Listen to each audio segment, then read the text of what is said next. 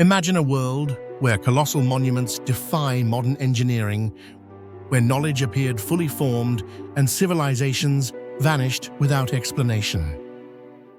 Antiquity confronts us with a silence filled with unanswered questions. The pyramid's precision, Stonehenge's celestial design, and the undeciphered script of the Indus Valley all remind us that our history is incomplete. These mysteries are not just ruins, they're traces of lost genius. How did people without metal tools achieve such perfection? Where did their astronomical insight come from? And what events erased entire languages and technologies? Every artifact uncovered deepens the puzzle. To understand our origins, we must face an unsettling truth. The ancient world held secrets we are still struggling to reclaim. Deep within the wild taiga forests of Siberia, in a place where humans rarely set foot, stands a natural structure, or perhaps not entirely natural, that has puzzled scientists for more than 7 decades.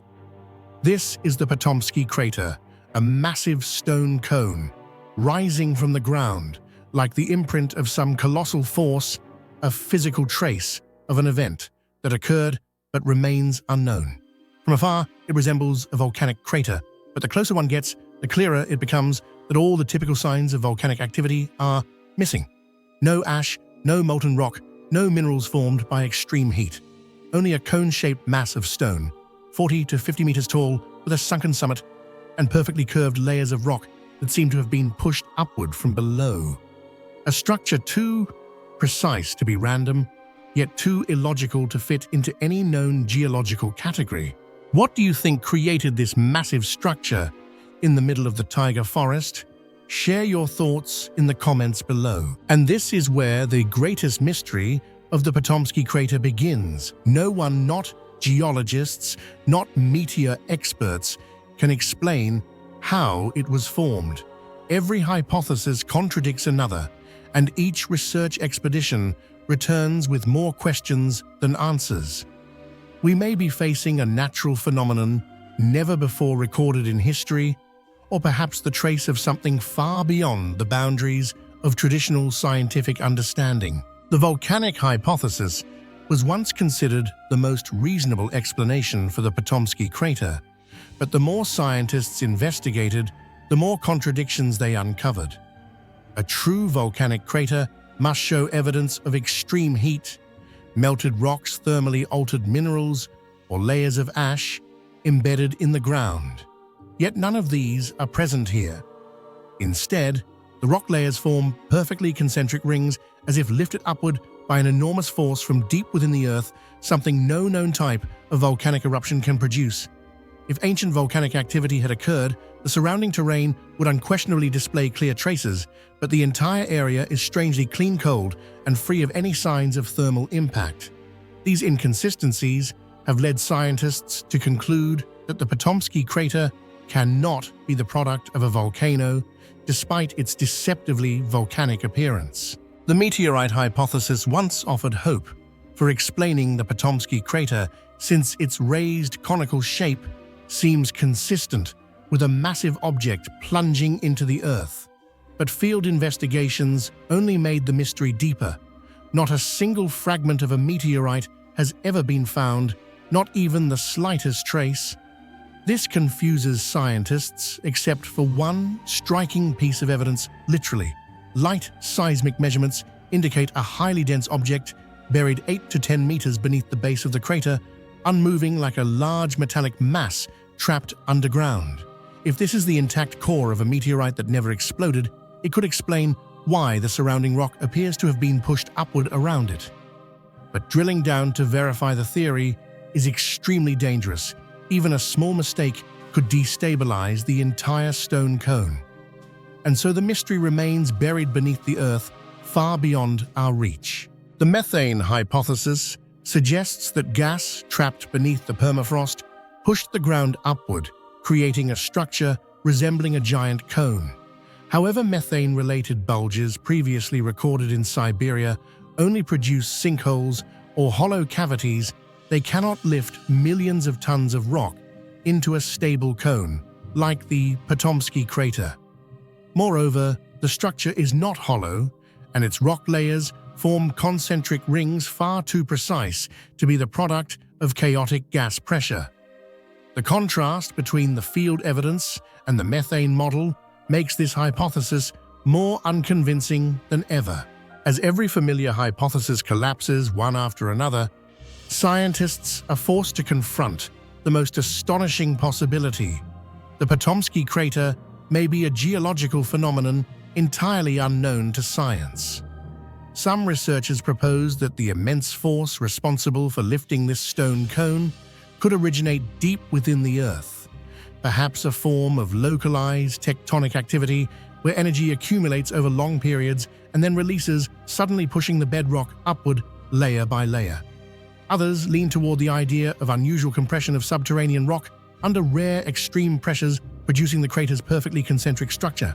But all these ideas remain speculative, as no direct data exists to confirm any of them. The crater's remote location, a harsh climate, and treacherous terrain turn every expedition into a true survival challenge, leaving this mystery lingering far beyond the reach of modern science. The environment surrounding the Patomskiy Crater is just as unusual as the structure itself. The Siberian forest, which should be dense and thriving, is instead strangely barren, with sparse vegetation and almost no signs of large animals. When scientists examined the growth rings of nearby pine trees, they discovered odd distortions, similar to those found in regions exposed to extremely powerful energy or elevated radiation levels. This immediately led some researchers to connect the crater with the Tunguska event of 1908, a meteor explosion so intense it leveled over 2,000 trees. According to this hypothesis, a second fragment of that celestial object may have fallen at Patomskiy, but instead of exploding, it buried itself deep underground, leaving behind the raised formation we see today. Although the two sites are more than 600 kilometers apart, the similarities in biological effects and vegetation deformities make the theory difficult to dismiss. And it is precisely this gray area where science cannot firmly say yes or no that makes the mystery of the Patomskiy Crater even harder to grasp. To the indigenous Yakut people, the crater is not merely a geological oddity, but a forbidden place. Their legends warn that this part of the forest is unlucky, a land where spirits do not welcome human presence. Tales circulate of travelers becoming ill or dying mysteriously after approaching the crater. Disturbingly, during Kolpikov's first scientific expedition, one member of the team died suddenly near the site. No scientific link has ever been confirmed, but the lack of explanation has only made the lore stronger. Additional geological measurements have revealed that the ground around the crater still appears to be rising ever so slightly, as if the massive stone formation continues to be pushed upward. This discovery raises unsettling questions. Is there an enormous energy pocket still active below a mineral core, expanding over time? A buried metallic object shifting beneath the Earth's surface?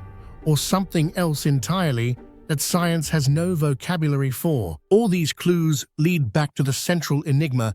The Patomskiy Crater fits none of geology's known models. No volcano, no meteorite, no methane bulge, no standard tectonic activity.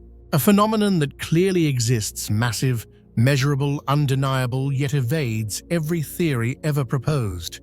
It stands in the Siberian wilderness, cold and silent, guarding its secret.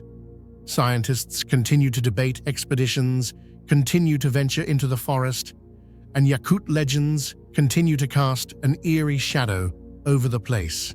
But despite all efforts, the ultimate question remains unanswered. How was the Patomskiy Crater created? And perhaps, until the day humanity can pierce deep into the stone and uncover what lies beneath this mystery, will endure a reminder that Earth still hides corners untouched by science. The Gosford Glyphs are considered one of the most perplexing mysteries in modern Australian archaeology, not because they are grand or ancient, like the pyramids or Stonehenge, but because they contain a paradox carved directly into the sandstone of Kariong. Until today, neither scholars nor enthusiasts of the unexplained can offer a convincing explanation. Why did over 300 carvings in the style of ancient Egyptian hieroglyphs appear in a place that has absolutely no historical connection to the Nile civilization? This number, more than 300 figures stretched across 2 sandstone walls, has made the site a focal point of strange theories, heated debates, and sensational speculation. If there were only a few scattered symbols, people could dismiss them as graffiti. But over 300 glyphs with complex shapes, clear structure, and remarkable attention to detail appearing in a forest half a world away from Egypt makes every simple explanation fall apart. What do you think about the appearance of more than 300 ancient Egyptian-style glyphs in the Australian bush? Is this evidence of a civilization that traveled farther than we ever imagined, or simply a mystery created by modern hands? Share your thoughts in the comments below. When the carvings at Gosford were first publicly revealed in the late 20th century, both researchers and the general public were astonished by their striking resemblance to the hieroglyphic system of Egypt's Old Kingdom. Many of the symbols show delicate, deliberate carving depictions of ancient sailing vessels, figures of deities, and even clusters of signs that appear to form coherent grammatical structures. This led to a bold, yet unavoidable question. Could the ancient Egyptians have actually set foot in Australia? Although the idea sounds implausible, it cannot be dismissed outright because the sheer number of glyphs is far too great to be considered a simple prank. To create such carvings, the maker would need significant knowledge of hieroglyphs, a writing system that was not even deciphered until the 19th century. The precision of the lines, the intentional grouping of symbols, and the overall coherence of the layout have led many to believe that the author could not have been someone casually carving for fun, but someone who either possessed genuine Egyptological knowledge or made a deliberate effort to replicate it with great seriousness. Yet the biggest problem remains: there is no archaeological evidence whatsoever that ancient Egyptians ever traveled to traded with or contacted ancient Australia. No Egyptian artifacts have been found in Australian soil, no traces of trade routes across the Indian Ocean, and no historical records mention such a voyage. This contradiction opened waves of debate. If the glyphs are authentic, they would rewrite the history of ancient seafaring. But if they are fake, then who made them? When were they carved? And for what purpose?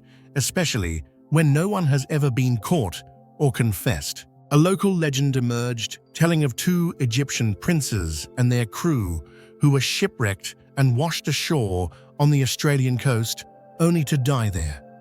Some people claim the glyphs narrate this story with certain sections interpreted as a burial ritual for one prince.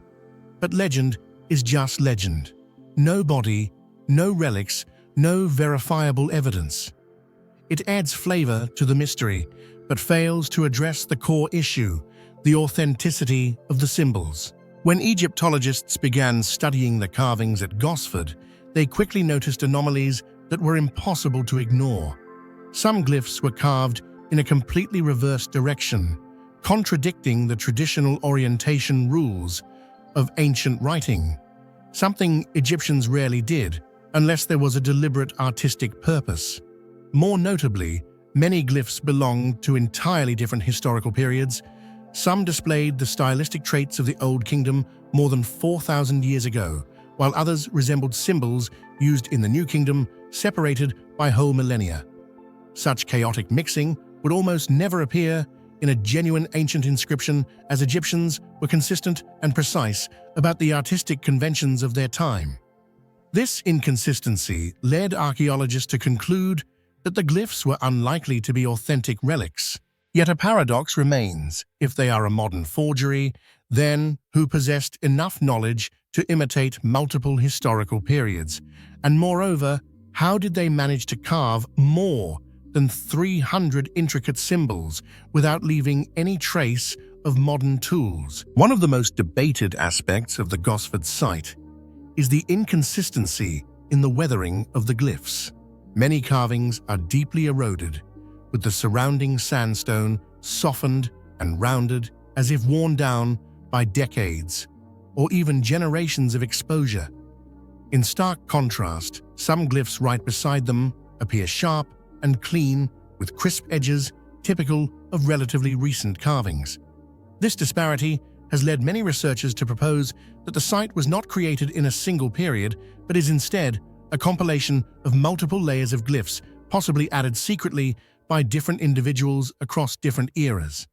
Some local residents even claim they saw the carvings as early as the 1960s and 70s, long before the media took interest. This raises the possibility that someone may have begun carving them in the post-war decades at a time when Egyptology was becoming popular, yet still limited in available resources, making the true origin and purpose of the glyphs even more difficult to determine. Yet no one can point to a specific person or group responsible. There are no records, no confessions, no stories of someone creating this massive work. Another puzzling aspect is the inconsistent depth and wear of the carvings. Some lines are sharp and fresh, while others are heavily eroded. If one group carved everything, why the disparity? If many groups carved at different times, why did they all choose the same location and the same Egyptian style? The Australian government maintains a straightforward stance. The Gosford Glyphs are not recognized as authentic Egyptian inscriptions, but neither are they destroyed. Access is limited to protect the area. Some say this is because the glyphs are simply rock graffiti. Others believe the government's careful handling indicates that authorities do not want the mystery investigated too deeply. Independent researchers claim the surrounding area holds ancient Aboriginal structures, suggesting the Egyptian glyphs may have been added later, misleading observers about their origin. Despite the countless theories, the origin of these 300 carvings remains unsolved. Were they made by enthusiasts of Egyptian culture attempting to fabricate an ancient site? A prank that grew out of control? A secret ritual by a 20th century esoteric group? Although unlikely could they be evidence of ancient contact, the historical record never documented. To this day, no hypothesis fully satisfies the mystery. The Gosford Glyphs stand as a living paradox, challenging history, archaeology, and human curiosity. And regardless of what one believes, it is undeniable that the presence of more than 300 ancient Egyptian-style symbols in the Australian bush is what makes this enigma so captivating, and why it continues to survive as a question with no definitive answer. Deep within the untamed Vindhya forest of India, where towering sandstone cliffs rise like ancient markers left from Earth's primordial age, lies a place so strange it challenges everything we think we know about the past, the Bhimbetka rock shelters.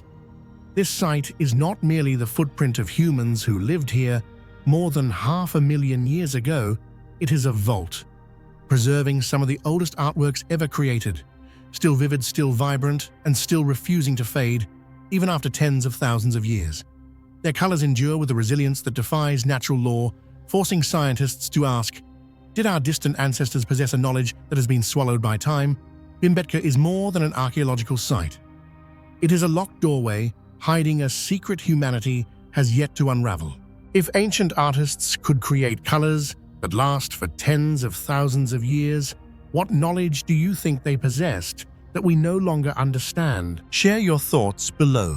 On the natural rock walls of Bhimbetka, more than 600 paintings appear, like scattered fragments of memory from vanished cultures, spanning from the Paleolithic era to early historic times. They do not merely depict hunting scenes, rituals, or tribal life, they also portray ancient animals, long extinct, revealing how humans perceived the world tens of thousands of years ago. Yet what truly astonishes researchers is not just the quantity or richness of these images, but their strangely fresh appearance. Deep reds, bright whites, and soft blacks still stand out vividly on the stone, so alive that it feels as if the prehistoric artists had walked away only yesterday. This uncanny endurance turns Bhimbetka into a rare window into humanity's distant past, where every painting tells a story while simultaneously challenging the limits of modern scientific understanding. The colors at Bhimbetka remain one of the most perplexing mysteries in archaeology, because despite enduring tens of thousands of years of rain heat and extreme climatic shifts, they have barely faded at all. Analyses show that the red pigment came from hematite, the black from charcoal, and the white from natural minerals. Yet this conclusion only raises a far bigger question. How could such simple materials cling to rock surfaces with a durability that defies the natural world? The lines on the stone walls remain sharp, and every detail from the bodies of hunters to the shapes of ancient animals still stands out as if freshly drawn. Some scholars propose that ancient artists may have mixed these pigments with tree resin, animal fat, or complex organic compounds, creating a type of color adhesive that has since been lost to time. However, even though many laboratories have attempted to recreate similar mixtures, none have managed to produce pigments capable of surviving 10 to 30,000 years, like those at Bhimbetka. This leads to a challenging and provocative conclusion. The prehistoric people who painted here may have possessed a level of chemical knowledge and understanding of materials far beyond what we imagine, a forgotten science still waiting to be rediscovered. One remarkable feature of Bhimbetka is how the paintings were placed in locations almost perfectly suited for long-term preservation. Many of the rock surfaces here naturally breathe, they do not retain water, do not create the humidity needed for mold to grow, and do not absorb excessive heat, forming an ideal environment for pigments to endure. What is strange is that the ancient artists seem to understand these properties with impressive precision. They chose spots where sunlight reached just enough, where humidity remained stable, and where the rock structure shielded each stroke from rain and wind. This accuracy suggests they were not merely recording life on stone, they were applying a profound understanding of nature, blending art experience, and perhaps even spiritual intention to ensure their creations could survive the test of time. Amid the familiar scenes of hunting and ritual life, Bhimbetka also reveals drawings that force scholars to pause longer than usual, creatures that do not match any known animal species in India. One painting depicts a deer-like figure, yet its body shape and anatomical features are far too unusual to belong to any living species. Alongside it are bizarre humanoid figures with elongated asymmetrical limbs, round heads, and proportions that feel completely foreign, prompting some fringe researchers to wonder whether they represent deities, ritual symbols, or something the ancient people might have actually witnessed. Although mainstream science dismisses extreme interpretations, one fact remains undeniable: no one truly knows what these drawings were meant to depict, and their purpose continues to linger entirely in the shadows. Bhimbetka does not belong to a single era. It demonstrates the presence of multiple overlapping cultures from the Paleolithic to early historical periods. Many paintings were drawn over older ones, creating an artistic geological layer that makes accurate dating incredibly difficult.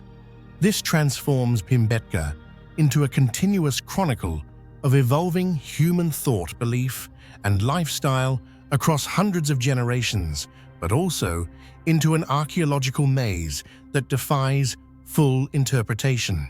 One of the least discussed mysteries at Bhimbetka is the presence of many paintings located so high that modern researchers must use ladders or specialized equipment just to reach them.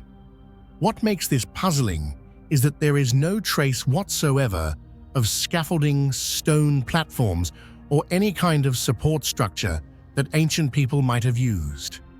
This forces scholars to consider two possibilities: Either the landscape has changed dramatically over tens of thousands of years, making these positions appear unusual today, or the ancient artists used organic materials, such as wood or vines, that have long since decayed without leaving a trace. Whichever explanation is true, the inaccessibility of these locations adds yet another layer of mystery, as if the paintings were created under circumstances we still cannot fully imagine. Based on the content of the paintings, many scholars believe that Bhimbetka was far more than a simple shelter for prehistoric people. The repeated depictions of ritual dances, divine symbols, and communal gatherings suggest that this site may once have been an important spiritual center, a place where knowledge, traditions, and ceremonies were passed down through generations. If this hypothesis is correct, the remarkable durability of the pigments might not be merely the result of artistic technique, but could reflect a spiritual significance, colors created through sacred formulas known only to members of the community. And when that knowledge disappeared, the secret behind the extraordinary longevity of Bhimbetka's colors vanished along with it. The Bhimbetka rock shelters prove that our distant ancestors were far from primitive.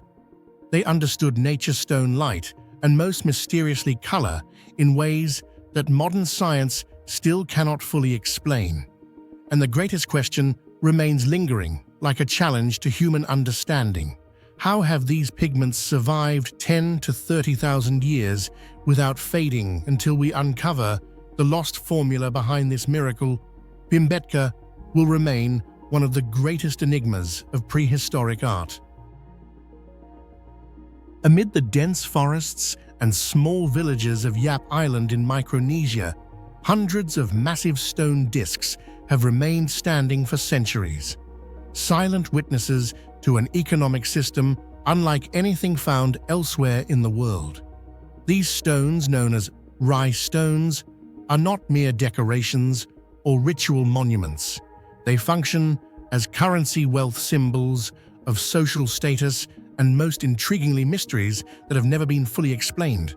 Scholars have written much about their origins, their use in transactions, without physical movement, and even how some stones that sank into the sea still retain value.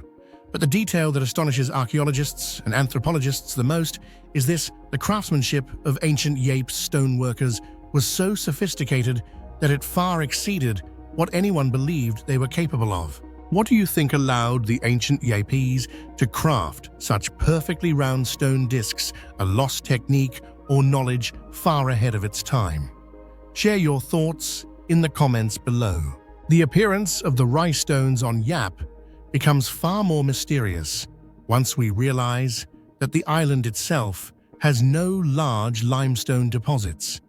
This forced the Yapese to travel more than 400 kilometers across open ocean to Palau, a dangerous journey in ancient canoes through monsoon winds and strong currents. In Palau, they had to quarry multi-ton limestone blocks and load them onto their vessels, a task that would challenge even modern equipment. The sheer act of transporting such massive stones is already an extraordinary testament to their maritime skill and organizational ability.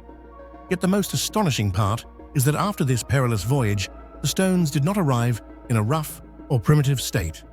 Instead, they emerged with an almost perfect shape, reflecting a level of preparation, precision, and craftsmanship far beyond what we typically associate with small, ancient cultures scattered across the Pacific. The shape of the rice stones becomes even more perplexing when we examine their remarkable precision: smooth, flat surfaces, perfectly rounded edges, as if turned on a lathe, and most astonishing of all, a circular hole at the center, drilled cleanly through the stone. What confuses archaeologists is that the Yapes of that era possessed no metal tools whatsoever. No steel axes, no iron drills, not even simple mechanical devices.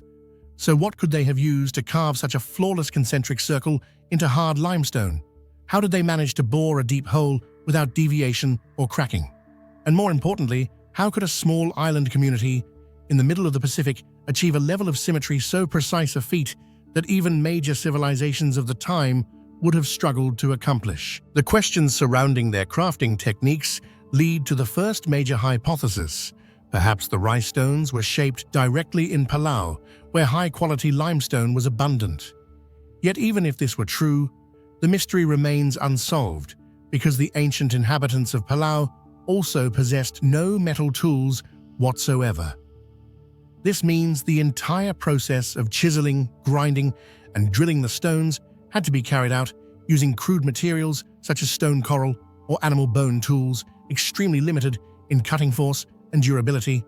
Using them to shape a massive block without cracking it, chipping it, or causing structural imbalance would require skill far beyond ordinary understanding. Archaeologists estimate that the grinding process alone, performed solely with stone tools, could take hundreds of hours of non-stop labor, demanding an almost superhuman level of precision and patience. Such difficulty turned stone crafting into a hereditary art, and many of its secrets may have vanished forever, leaving only these perfect circular stones to challenge the knowledge of modern humans. The mystery deepens when we examine the astonishing uniformity of the rice stones across Yap. Despite their wide range of sizes, they all share the same form, an almost perfectly rounded disc with a precisely centered hole. There are no distortions, no uneven angles, and none of the typical errors seen in handcrafted stonework. Remarkably, many stones have surfaces polished so smoothly that they catch the light, appearing as if finished with metal tools, something impossible given the technological level ancient Micronesian societies are believed to have had. This unreal level of consistency has led archaeologists to suspect that behind these stones lies some highly refined technique or process that we have yet to uncover. The biggest question surrounding all research on the rice stones is this: where did the Yapis learn such extraordinary craftsmanship? Although the stones clearly show an unusually advanced level of skill, history records no neighboring civilization with comparable techniques from whom they could have learned. Some scholars speculate that the Yapis may have traveled farther than previously assumed, possibly encountering Southeast Asian or Melanesian groups and observing their methods of drilling and polishing stone. But these ideas remain purely theoretical, as no archaeological evidence supports strong or sustained connections between these populations. Another more daring hypothesis proposes that the people of Palau, the very source of the limestone used for the rice stones, may once have possessed a sophisticated technique involving fire, water, and sand, similar to ancient stoneworking methods found elsewhere in the world. In theory, such a method could create perfectly rounded edges and clean, centered holes. However, a major puzzle remains: if Palau truly had such advanced technology, why is there no trace of it in their own cultural remains? Why are there no tools, workshops, or architectural works demonstrating this technique? These unexplained gaps deepen the mystery, even further suggesting that some fragment of ancient knowledge may have vanished from history entirely. One thing is certain: the techniques used to create rice stones do not match what we know about the technological capabilities of early Yapese people. This inconsistency is what makes rice stones one of anthropology's great enigmas, on par with the stonework of Pumapunku or the megalithic joints at Sacsayhuaman. The Yapese did more than make stones. They created a technical standard far beyond what their society seemingly required. And remarkably, the precision of the craftsmanship directly determined a stone's value.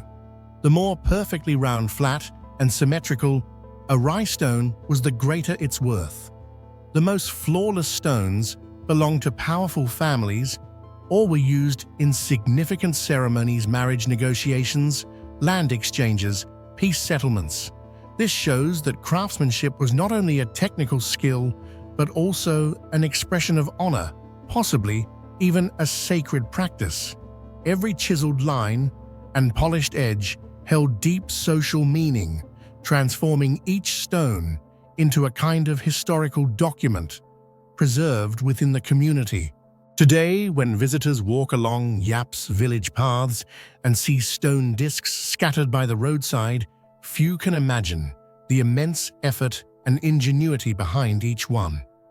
Behind their silent presence lies the memory of perilous sea voyages, of lives lost during transportation, of techniques no longer fully understood, and of an economic system built entirely on communal trust.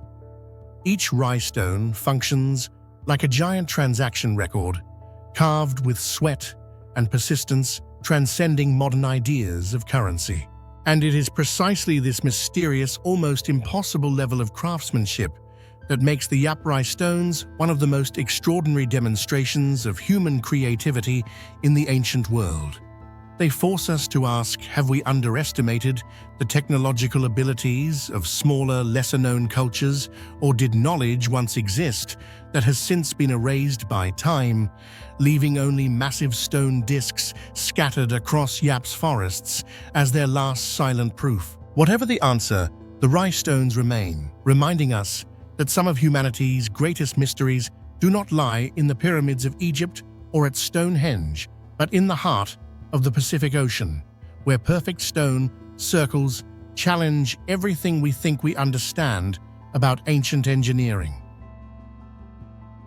At first glance, many people assume that the Waffle Rock is the remnant of some unknown ancient civilization, a massive block of stone carved with perfectly aligned grooves that form sharp square patterns as if shaped by advanced measuring tools or long-lost engineering techniques.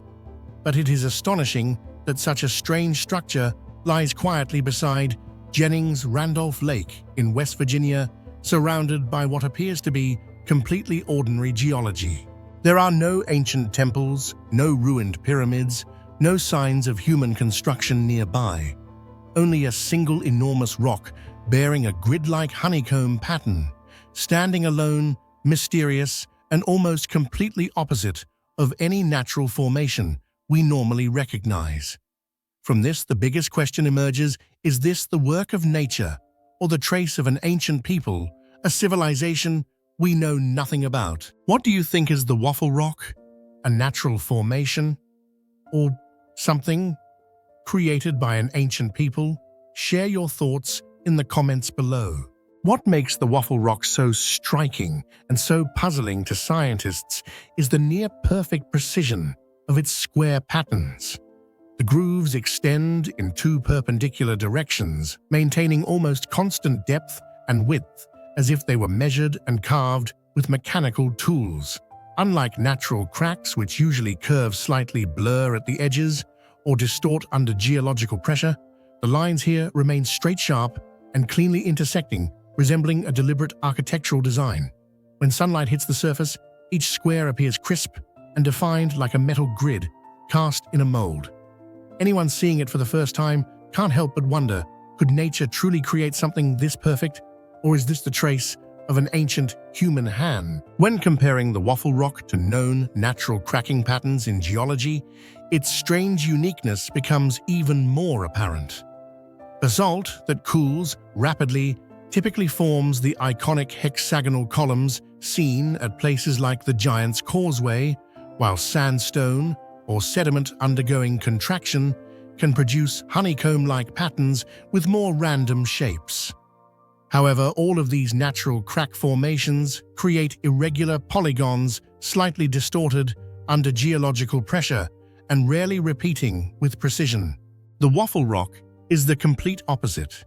Its squares are almost exact in size, with straight edges and corners that approach perfect right angles, geometry that nature almost never produces on its own. This unnatural precision has led many researchers to suspect that its formation must differ greatly from typical sedimentary processes. Some have even dared to ask a bold question: could an ancient technique have been used to create this perfectly gridded stone surface? The man-made theory becomes even more intriguing when we learn that Waffle Rock was not originally exposed on the surface. It was uncovered only when the area was excavated during the construction of a hydroelectric dam in the 1950s. This means that for hundreds, perhaps thousands of years, it lay completely buried underground. This raises an unsettling question. If this piece was so deep, could there be more structures still hidden beneath? Some researchers believe an entire system of patterned stones may once have existed, not just a single piece, but was erased or buried by time and nature. Geologists believe that the Waffle Rock may have formed through contraction cracking, as hot sediment or lava gradually cooled. During this process, the material loses heat, shrinks, and develops fractures that divide the surface into separate sections. However, for the cracks to form perfect perpendicular squares instead of distorted polygons or the common hexagonal patterns would require extremely specific temperature and pressure conditions that modern laboratories still cannot fully reproduce. Many scientific papers also acknowledge that the pattern seen in Waffle Rock does not entirely match any known natural cracking formation. Therefore, even though science leans toward a natural explanation, the evidence is still not strong enough to form a definitive conclusion. Those who believe the Waffle Rock is man-made present several compelling arguments. They emphasize that the grooves maintain an almost perfectly consistent depth, something very difficult to achieve if they had formed naturally without controlled shaping. Some of the squares even have corners so sharp they appear to have been cut with metal tools, completely unlike the rough, uneven cracking normally produced by geological pressure. Certain alternative researchers go further, comparing the formation to other mysterious stone structures around the world, such as the precisely carved blocks of Pumapunku or the perfectly fitted stone walls of Cusco. They speculate that ancient people may have used an advanced stone working technique, perhaps stone casting stone, softening, or mold forming, a technology that has since disappeared. These striking similarities in precision are what keep the man-made hypothesis alive and widely discussed. Scale adds another layer of mystery. Similar contraction cracks have been found elsewhere, but usually only a few centimeters across. Waffle Rock, however, spans a massive area, making it a prominent landmark. A rare natural phenomenon is already hard to explain, but a rare phenomenon of enormous size and perfect geometry is even more difficult to accept. Some researchers propose an intermediate theory, suggesting that the Waffle Rock may have formed through a kind of natural mold process that developed over millions of years.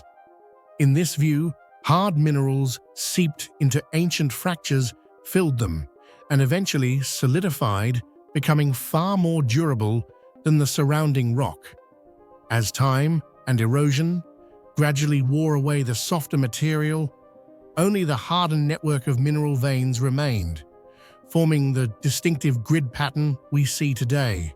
However, this theory still faces the most critical question: why did the original fractures form such nearly perfect squares in the first place? Like many other ancient mysteries, the Waffle Rock quickly became the center of theories that go far beyond traditional geology.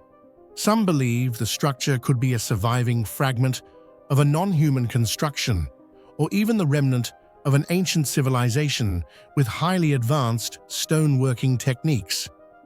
Although no convincing evidence supports these ideas, the visual perfection of its square patterns makes it difficult for many to accept that it is merely a random product of nature.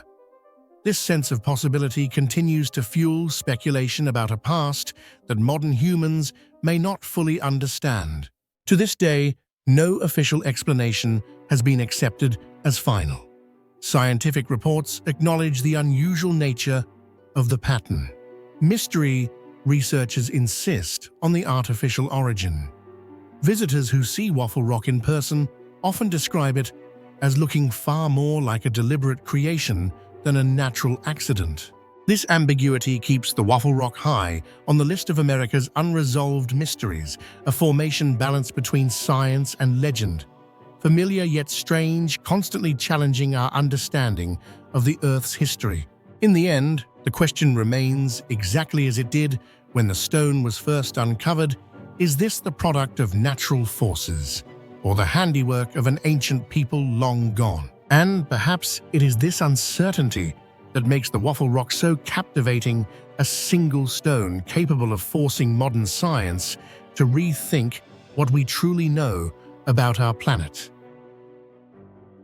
In the peaceful land of Tonga, in the South Pacific, where traces of ancient architecture are usually limited to low stone platforms or ceremonial mounds, stands a structure so unusual it seems almost out of place: Haramonga a Maui.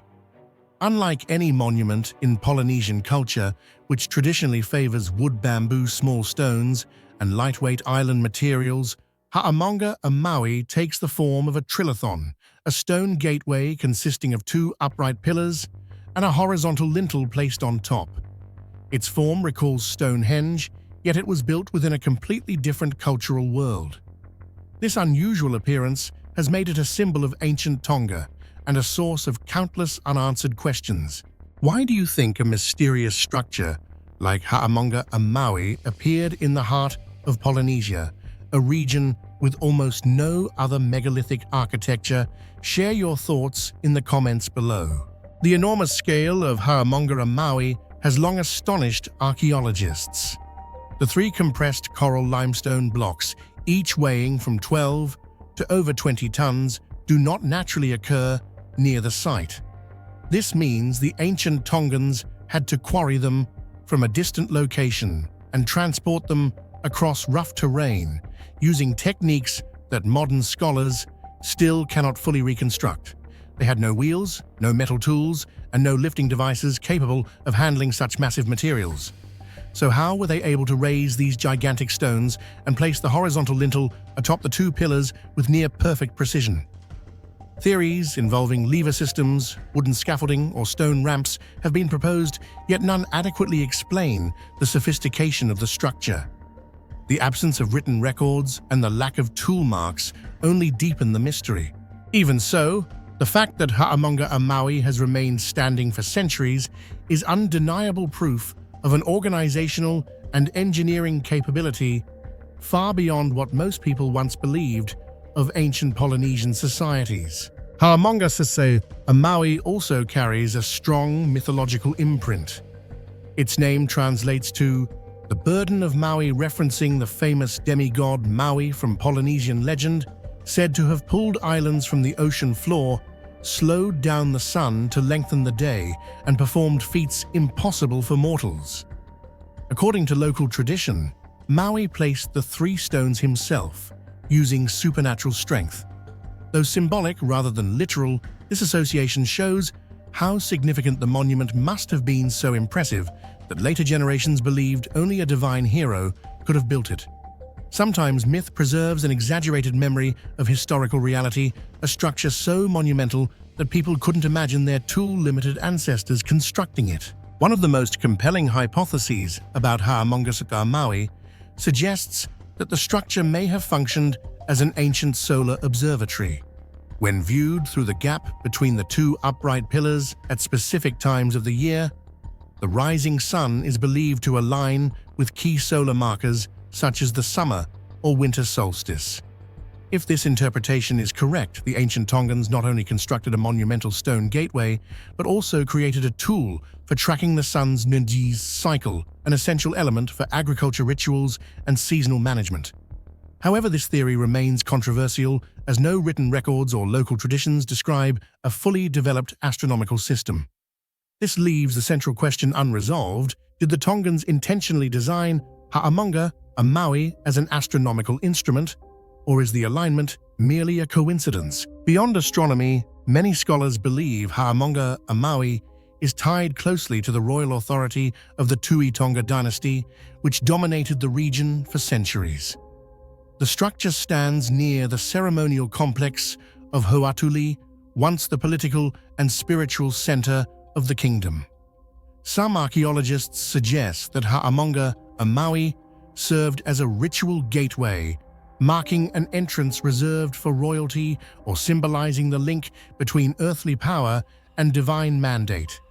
Yet again, these ideas remain speculative. No artifacts, inscriptions, or official records clarify exactly how the structure was used. The greatest mystery surrounding Ha'amonga and Maui lies in one fundamental question: for what purpose did the ancient Tongans build this structure? For decades, archaeologists, anthropologists, and Polynesian historians have attempted to answer this, yet every hypothesis quickly reaches a dead end due to the lack of evidence. Unlike many civilizations with written traditions, ancient Tonga left no documents explaining the function of such a massive trilithon. As a result, Ha'amonga and Maui stands like a fragment separated from its cultural context, leaving all interpretations dependent solely on the limited traces that remain. The most common hypothesis suggests that the structure once served as a sacred boundary, separating common space from the ceremonial grounds of the Tui Tonga royal lineage. However, this argument soon reveals its weaknesses. No boundary marker in Polynesia requires stone blocks weighing tens of tons. Constructing such a colossal gateway far exceeds the needs of a simple demarcation point. The asymmetrical proportions of the two pillars further cast doubt on whether it was truly designed for that purpose. Another group of scholars proposes that the trilithon may have been part of a solar shadow measuring system, similar to primitive devices used in other ancient cultures to determine agricultural seasons. Yet if this were true, why is there no evidence of additional supporting structures? There are no foundation traces, no post holes, no reference lines, and no materials consistent with measurement instruments. Moreover, Tongan culture has no recorded tradition indicating the development of an advanced astronomical system. A more daring theory suggests that Ha'amonga and Maui originally included more than the 3 stones standing today. Certain grooves and contact surfaces on the lintel might hint at the presence of now vanished components, wooden beams, braces, or decorative elements. If so, the trilithon we see today might only be the skeleton of a much larger architectural design. But the tropical climate would have completely destroyed organic materials and coral limestone leaves. Little trace, making it impossible for archaeologists to confirm or disprove this possibility. It is precisely this complete absence of direct evidence that has turned the true purpose of Ha'amonga and Maui into a mystery that borders on unsolvable. Every interpretive path opens many possibilities, yet offers no definitive conclusion. It may have been a ceremonial gate, a political symbol of the Tui Tonga dynasty, a rudimentary astronomical device, a relic of a lost belief system, or even something entirely beyond modern imagination. No hypothesis is strong enough to be accepted, yet none can be dismissed outright. Thus, Ha'amonga and Maui endures as a fragment of memory, detached from its civilization, a remnant of an ancient knowledge system we no longer understand. The silence of history, no writings, no instructions, no symbols, has made this monument one of the most challenging enigmas in the Pacific. And perhaps the real answer has been buried forever by time itself. This in turn gives Ha'amonga and Maui the charm of ancient enigmas, a structure standing at the crossroads of myth and science, cultural memory, and archaeological absence. It reminds us that not every mystery of humanity is meant to be solved. Some questions exist to push our imagination about what our ancestors knew, believed, and achieved with creativity that transcended the material limitations of their time. Today, Ha'amonga and Maui is a central stop for anyone exploring Tonga's past. Visitors do not come merely to see a giant stone gateway, but to confront a question that echoes across time. Why does this monument exist? The different theories enrich the story, yet they also emphasize how much truth may have been erased by centuries. Until new evidence emerges, if it ever does, Hayamonga and Maui will continue to stand both present and mysterious, like a doorway that has never fully revealed where it once led. Amid the quiet hills of Queensland stands a strange structure that makes anyone who sees it for the first time stop and wonder, could this be the trace of an ancient civilization that once existed in Australia, yet was never recorded in history? The hill known as the Gympie Pyramid is not a pyramid in the traditional sense, but it contains layers of stone arranged into terraces that follow the slope, strikingly similar to stepped constructions created by the Inca or pre-Columbian cultures of South America. The most confusing part is that Australia has no tradition of building such structures. No historical map mentions it, no mainstream archaeology confirms it, and no known indigenous culture ever constructed anything similar. The Gympie Pyramid sits like a giant question mark in a land already filled with ancient mysteries. The layered stones, the steps curving around the hillside, and the undeniably non-natural feel of the place have fueled debates for decades. Some argue it was merely a terraced hill built by European settlers in the late 19th century, while others insist it must be the remnant of a much older unknown civilization. But even today, every theory stands on shaky ground because no piece of evidence is strong enough to close the debate. Do you think the Gympie Pyramid was built by a lost ancient civilization? Or is it simply a farming construction made by European settlers? Share your thoughts in the comments below. In every discussion surrounding the Gympie Pyramid, the central and most persistent question is always the same. Who created this strange structure, at what time, and for what purpose? The presence of stone terraces stacked along the hillside, a style completely foreign to Australian architectural history, turns the site into a challenge for both mainstream archaeologists and fringe researchers alike. No one denies that the area shows signs of human alteration, but the identity of the builders remains entirely out of reach. The first possibility considered is the indigenous peoples of Australia. However, Aboriginal cultures are historically associated with structures made of wood, earth, and other natural materials, not large-scale stone constructions. No similar structures exist anywhere on the continent, making this hypothesis incompatible with their known cultural and technical traditions. Although indigenous mythology is rich and ancient, it provides no concrete evidence linking them to a terraced stone monument of this scale. The next hypothesis, and the one favored by conventional archaeology, suggests that European settlers in the 19th century created the Gympie Pyramid for agricultural purposes. The terraces might have been designed to prevent erosion or to support crops, but this explanation quickly encounters serious objections. Some layers of stone fit together with a level of precision that seems impossible for ordinary farmers of that era. Several large stones are positioned in locations that would require significant effort and intent, far beyond the needs of simple farming. If the purpose was merely to plant grapes or citrus, why construct such an elaborate and labor-intensive system of terraces? Then come the more dramatic theories, such as the idea that the ancient Egyptians once reached Australia. This argument is based on vague similarities in stone arrangement. Yet to this day, no archaeological evidence supports the idea that Egyptians crossed the ocean and arrived in Australia thousands of years ago. Their maritime technology would have made such a journey nearly impossible, and mainstream scholars dismiss this theory as sensational rather than serious. A somewhat more compelling idea is that the Inca or pre-Inca civilizations may have reached Australia. This theory is built upon the mortarless stone construction seen at the site, something that strongly resembles structures like Sacsayhuaman. The close-fitting stones placed without binding material give the impression of shared architectural thinking. But once again, the complete absence of archaeological evidence stands as an immovable barrier.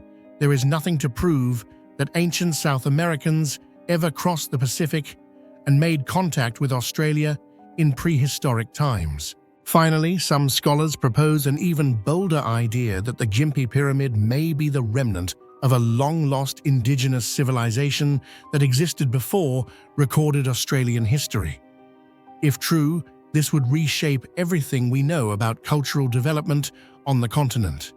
But without accompanying artifacts or cultural traces, this theory remains somewhere between science and legend, intriguing yet unsubstantiated. After decades of debate, no hypothesis has proven convincing enough to become the official answer.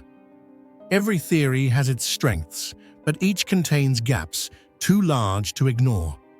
This deadlock is precisely what makes the question, who built the Gympie Pyramid, the greatest mystery of all, one that science has yet to penetrate and one that may continue to challenge researchers for generations to come. One of the reasons the Gympie Pyramid is so fascinating is the way the stones are arranged. Some sections show tightly fitted stones without mortar reminiscent of South American engineering. Although not as refined as the monumental sites of Peru, the arrangement still shows clear architectural intention, not random natural placement. If farmers from the 19th century made this to grow crops, why use such a labor-intensive method? Why are some terraces far more carefully shaped than agricultural needs would require? And how did large stones end up in such challenging positions? These questions weaken the simplistic just a farming hill explanation. One of the most controversial details surrounding the Gympie Pyramid is the story of a stone statue said to resemble a South American sun god, reportedly found in the early 20th century. If this discovery were real, it could serve as the strongest evidence supporting the theory that Australia once had contact with an ancient South American civilization. Yet strangely, the statue disappeared completely, leaving no trace in any official archaeological record. Its absence only deepens the mystery. Did the statue truly exist, or was it merely a fabricated tale? And if it was real, who brought it here, at what point in history, and could it have played an important role in the purpose behind constructing the Gympie Pyramid? No answers remain, only a clue swallowed by time itself. Some indigenous oral traditions speak of strange visitors arriving long ago in large boats, bringing farming techniques and carved stones. Although legends cannot be treated as archaeological proof, they add a compelling layer to the Gympie narrative. Perhaps the locals once witnessed something or someone that history later forgot. Independent studies suggest that the soil layers around the site show signs of significant human alteration. Some stones appear intentionally placed rather than naturally formed. But when these alterations occurred, and by whom remains hidden in the fog of time, much of the structure has been destroyed by farming, quarrying, and private land development. What remains today is only a fragment of its original form. This loss of information makes the Gympie Pyramid an even harder puzzle. We may never know what the structure originally looked like, let alone who built it. If the Gympie Pyramid is only a little more than 100 years old, the story ends quickly. But if it is far older, hundreds or even thousands of years, then human maritime history would need to be rewritten.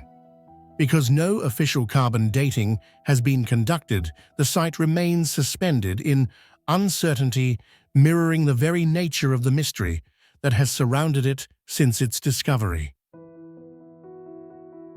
The unknown creators of the stone Lions of Delos has always been considered one of the most distinctive ancient mysteries of the Mediterranean, a story woven from artistry, spirituality, the erosion of time, and the vast voids of history that modern humans still cannot fill.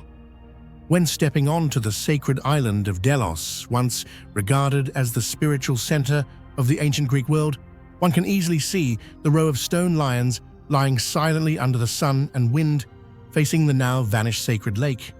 Yet the most perplexing aspect is not their grandeur or antiquity, but a simple question that remains unanswered. Who truly created these stone lions? Although traditional theories often attribute them to the people of Naxos, a renowned sculpting community.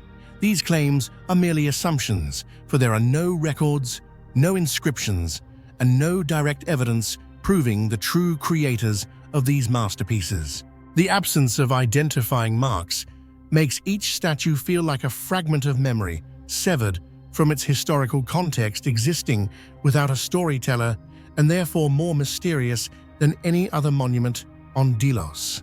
Who do you think truly created the stone lions of Delos? The people of Naxos, a pre-Greek civilization, or a culture that has completely vanished from history? Share your thoughts in the comments below.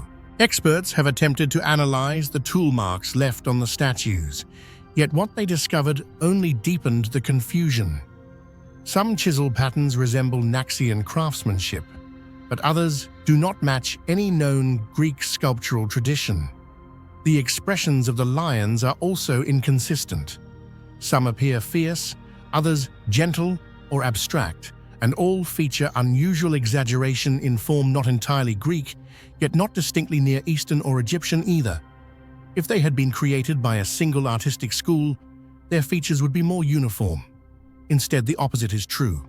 This leads to the hypothesis that the lions were crafted by multiple artisans across different generations, or even more boldly, that they may have existed before the Greeks ever settled Delos.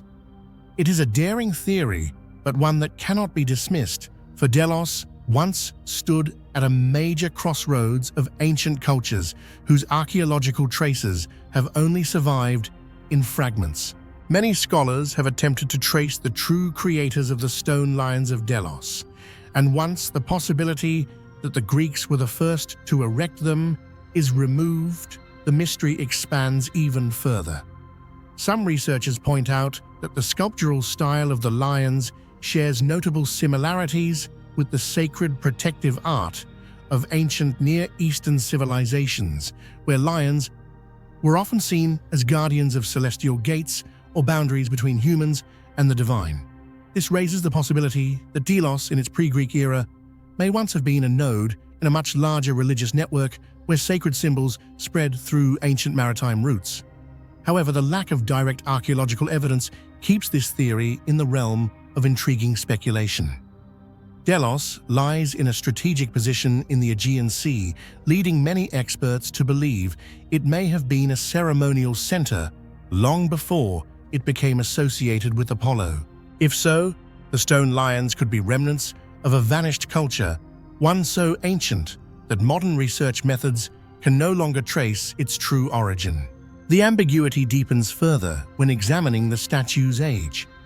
Although many studies date them to the 7th century BCE, some samples reveal significant differences in the age of the stone and the carving techniques.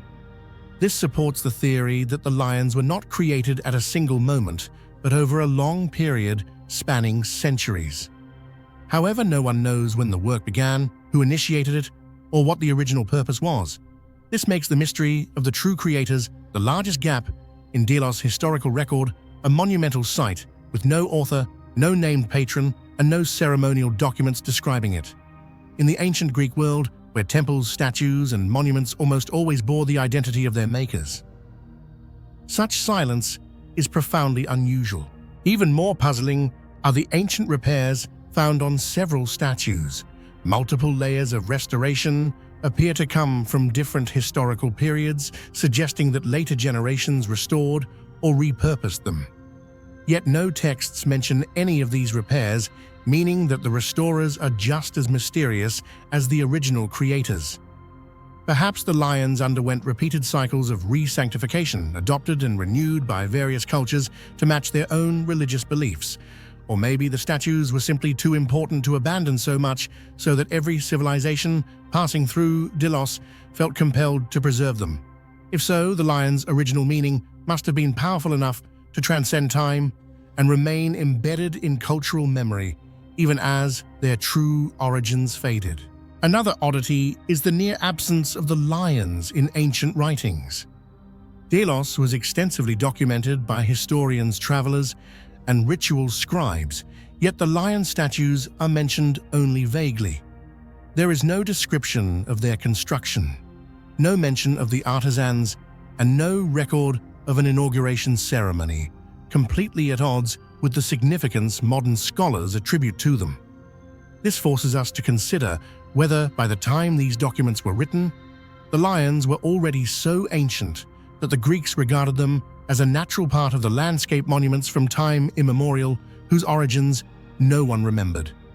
The silence of the texts may not be a gap, but rather evidence of the statue's extreme antiquity. The arrangement of the stone lions adds another layer of mystery, for they do not appear to have been placed randomly. Many researchers have noted that the row of statues aligns with the location of the now vanished sacred lake, and may even coincide with the direction of sunrise during significant ritual dates. If this hypothesis is correct, the creators must have possessed astronomical knowledge far more advanced than what is typically assumed for communities of that era. But the question arises, was this knowledge truly that of the Naxians, or was it the legacy of a pre-Greek civilization that once used sunlight and solar movement in their ceremonial practices? The complete absence of inscriptions weakens the argument for Naxian authorship, while strengthening the possibility of an even older culture. What remains most puzzling is that if such a sophisticated astronomical system once existed, why did it vanish entirely in later periods? No explanation is definitive. The level of erosion on the stone Lions of Delos is so unusual that even experts in Naxian marble struggle to explain it. This type of marble is known for its durability, yet the statues have lost much of their detail, as if they once endured an environment far harsher than the climate seen today. This has led to the hypothesis that Delos may have undergone major environmental shifts, rising sea levels, repeated violent storms, or significant geological events without leaving clear historical records. If the statues existed before these changes occurred, their true age may be far older than current estimates suggest, raising once more the unanswered question: who were the real creators of these lions? Through layers of contradictions, silence, and historical gaps, the greatest mystery remains unchanged. No one knows who created the stone lions of Delos. They stand as the imprint of an anonymous hand, a culture that left no written words and a belief system consumed by time. And it is precisely this anonymity that makes the lions one of the most captivating ancient mysteries, a reminder that parts of human history once shone brilliantly only to disappear, leaving behind silent stone monuments waiting to be understood. It is this silence, not their form or age, that continues to haunt every generation of researchers who tries to uncover their story. The strange ancient skull surgery holes represent one of humanity's oldest and most perplexing medical mysteries, a global phenomenon that transcends geography, culture, and time in a way few ancient practices ever have. Across continents separated by oceans and millennia, ancient civilizations performed a procedure so delicate, so dangerous, and so shockingly advanced that even modern neurosurgeons acknowledge the inherent risk of attempting it without anesthesia, antibiotics, or sterile tools. Yet the archaeological record is undeniable, from the highlands of Peru to the plains of Central Asia, from Neolithic Europe to remote islands in the Pacific. Thousands of ancient skulls bear perfectly carved circular openings, clean edges, smooth bone surfaces, and most remarkably unmistakable signs of healing. These people did not merely survive the operation, some lived long afterwards.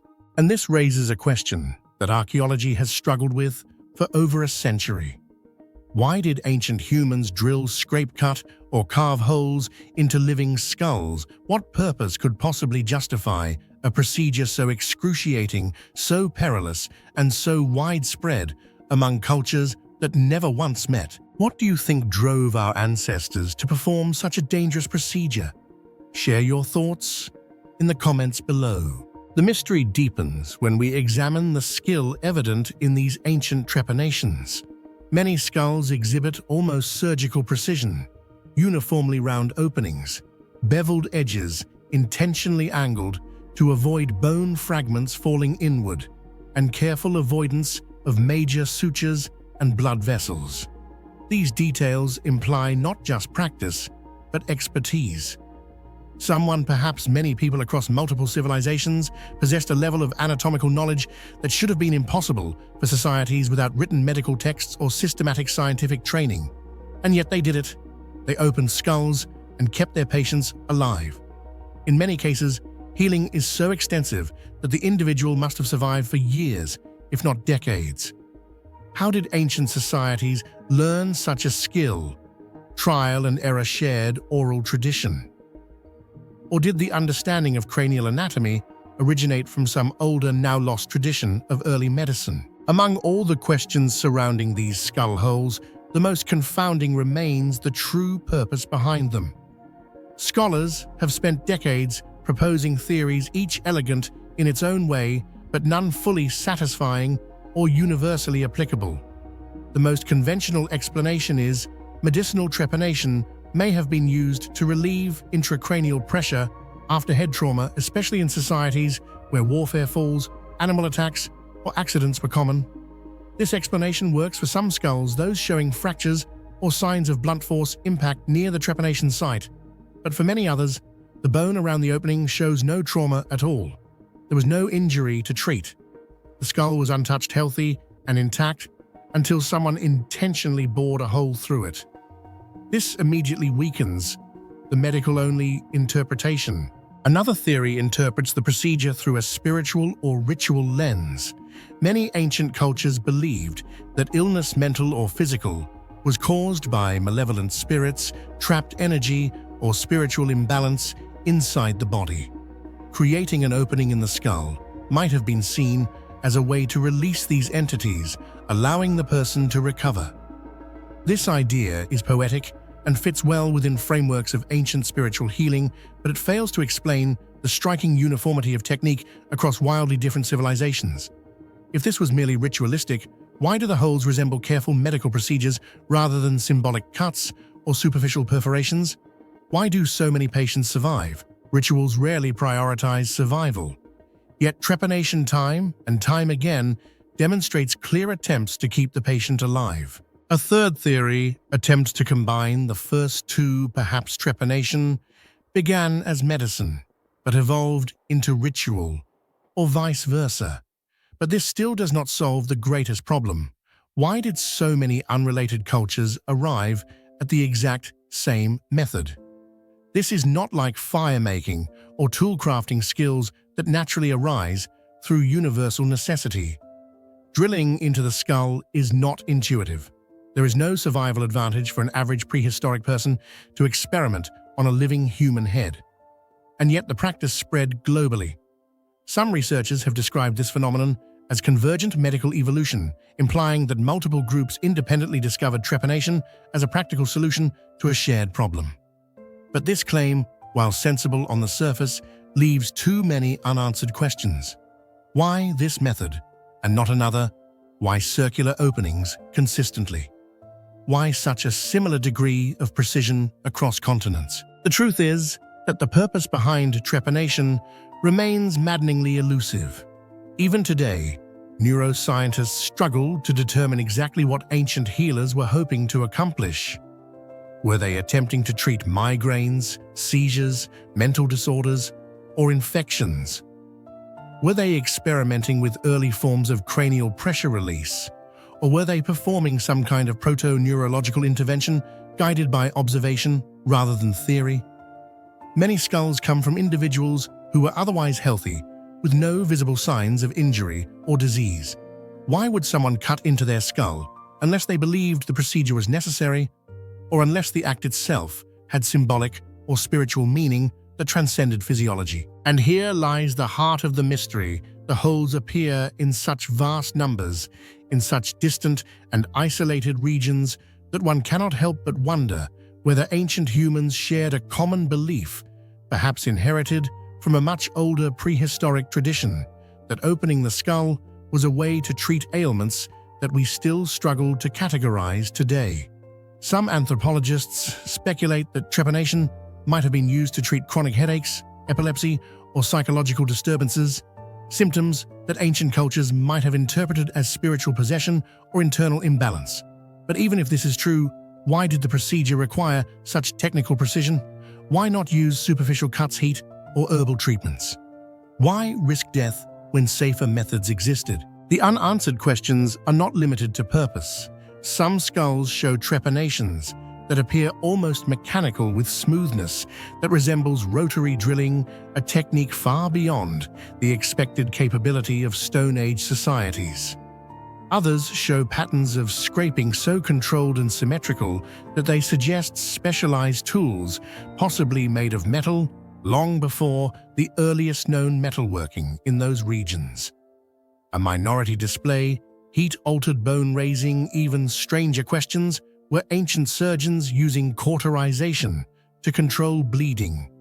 Or is this evidence of some other unknown technique? Modern archaeologists have debated the issue for decades, but the central enigma looms larger with every new discovery. The more skulls we uncover, the more inconsistencies we find. Some trepanations were life-saving operations, others appear unnecessary. Some were ritualistic, others look purely medical. Some demonstrate profound anatomical knowledge, others seem experimental or symbolic. This bewildering variety has led many researchers to a sobering conclusion. Trepanation may not have had one purpose but many, and yet none of these purposes individually or collectively fully explains the global spread and technical sophistication of the practice. Ultimately, the strange ancient skull surgery holes represent a frontier of human history where science, medicine, spirituality, and mystery intersect. They challenge our assumptions about prehistoric intelligence and force us to reconsider what early humans truly understood about the body. Were they primitive healers, guided by intuition? Skilled surgeons, trained through generations, spiritual practitioners, accessing beliefs we can no longer comprehend, or inheritors of a deeper, older knowledge now lost to time? Until more evidence emerges, the true purpose behind these enigmatic skull openings remains one of archaeology's most haunting unsolved questions. A reminder that our ancestors may have known far more about the human body, the mind, and the unseen forces of life than we have ever imagined. Beneath the very center of Royston, where thousands of footsteps have passed for centuries without ever suspecting a thing, lies an underground structure so strange it challenges everything we think we know about history. A man-made cavern, impossibly precise and perfectly shaped, revealed only because a stone happened to fall in the year 1704, opened the door to a mystery that has endured for more than 300 years. It is not a shelter, not a chapel, and not comparable to any construction ever recorded. Royston Cave seems disconnected from any known era or civilization, and the detail that confounds archaeologists more than its flawless architecture is a chilling one. There is not a single historical document that mentions who built this cave, why they created it, or why they vanished without leaving even the smallest trace behind. What do you think? Do you believe Royston Cave was built by a forgotten group, or by a society that never wanted to be known? Share your thoughts in the comments below. This complete disappearance from history makes Royston Cave uniquely puzzling. Normally, any medieval religious structure would leave at least some written record, a tax entry, a land ownership note, or a construction reference. But Royston Cave seems to have been created by hands that intentionally remained anonymous, leaving no traces, no markings, not even a scrap of documentation. Even the villagers of Royston at the time had no idea that such a stone structure existed beneath their feet.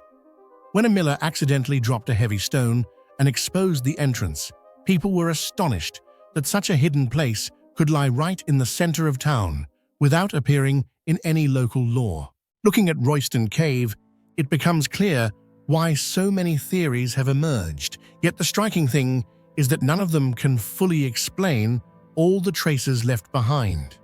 The idea that the cave belonged to the Knights Templar has long been the most frequently cited, mainly because the carving of two knights sharing one horse appears clearly on the wall, a symbol closely associated with them. However, the complete absence of Templar artifacts, combined with the fact that Royston is not located along any documented Templar route, significantly weakens this hypothesis. Other scholars have leaned toward the possibility that the cave was used for rituals by a secret cult outside mainstream Christianity. Yet the strange mixture of familiar religious imagery with carvings that cannot be classified makes this theory equally unconvincing. There are also suggestions that the chamber may have been rebuilt from an even older structure, possibly dating back to pre-Christian times.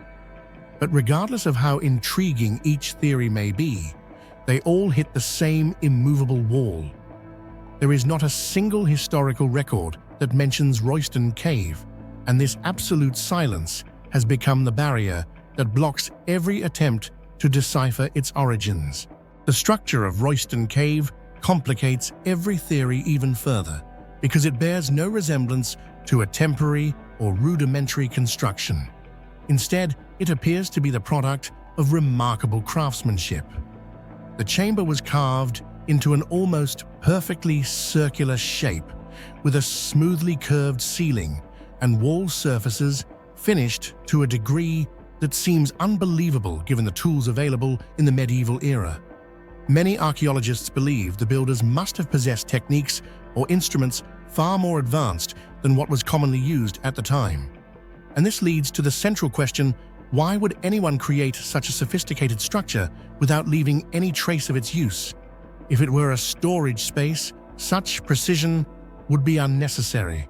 If it were a ritual chamber, there should have been accompanying religious records. This contradiction makes Royston Cave feel like a construction created for one purpose, only to hide itself from the eyes of history. The carvings on the walls of Royston Cave have long baffled researchers, for they form a symbolic system that is both familiar and utterly alien. Depictions of St. Catherine, St. Lawrence, and crowned figures, believed by many to represent Queen Eleanor, suggest that the creators of the cave possessed knowledge of Christian iconography. Yet woven between these recognizable images are strange, unclassifiable symbols that belong to no known religious or artistic tradition. This unusual mixture undermines every existing theory. If the carvings were made by local villagers, they would not have mastered such a wide range of symbols. If they were made by monks, they would never have included imagery outside church doctrine. And if the Knights Templar were responsible, the presence of unrelated symbols would be even more illogical.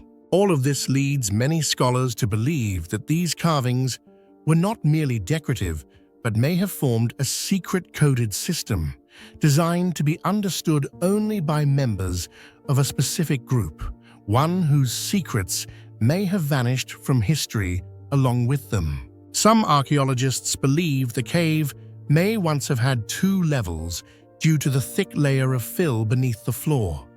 If a lower chamber truly exists, what was concealed there? A ritual room, a hidden passage, or a missing piece that could explain everything. But excavation risks collapsing the structure, so the mystery remains untouched. What puzzles researchers most about Royston Cave is the fact that no artifacts whatsoever have been found inside. No pottery, no tools, no bones, no charcoal, not even the slightest trace of human activity. The chamber is unnervingly clean, as if anything that ever happened there was deliberately carried out without leaving evidence behind. For a structure that may have served a religious or ceremonial purpose, this emptiness is even more perplexing. It has led many scholars to believe that the cave was used under a strict rule: enter, perform the intended act, then leave, without leaving a single trace, as though it was the site of a secret ritual completely hidden from history. The silence of the historical record, the mismatched symbols, the refined architecture, and the total lack of artifacts combine to make Royston Cave one of the most perplexing archaeological enigmas. The problem is not only that the construction date is unknown, the greater problem is that no one knows who built it or why. A structure this elaborate cannot exist without a creator yet. That creator seems to have vanished completely. Perhaps the greatest mystery of Royston Cave does not lie in its carvings or architecture, but in the intentional absence of information. This is not a site where records were lost. It is a site where records seem never to have existed by design, as if those who created it wanted to leave a message carved into stone, but did not want to leave their names. As if they wanted someone in the future to discover it, but not understand who they were. The existence of Royston Cave raises a question that still troubles archaeologists today. Could a secret group, religious hidden, or completely outside society, have operated beneath the town without anyone knowing? And if so, what were they trying to conceal? To this day, every theory is only a fragment. Royston Cave remains where it has always been, its carvings fading slowly, with time whispering to anyone willing to listen. My story is still here, but those who wrote it may never return to explain. Amid the dry hills west of Hemet, California, lies what appears to be an ordinary sandstone boulder, yet it contains a mystery that has baffled archaeologists for more than a century: the Hemet Maze Stone. It is not an animal carving, not a familiar religious symbol, and not a hunting marker or daily life motif commonly found in the Native American rock art of Southern California. Instead, it is a complete geometric labyrinth, symmetrical, refined, and carved with astonishing precision. Its lines are sharp, as if measured by a steel ruler. The grooves uniform in depth and width, forming an image that immediately signals intentional design rather than chance. It is a true engineering drawing, something planned before touching stone. And that is why it has become one of the greatest archaeological enigmas in North America. Who do you think truly created the Hemet Maze? Stone, a lost tribe, an undocumented ancient culture, or a group that history has completely forgotten? Share your thoughts in the comments below.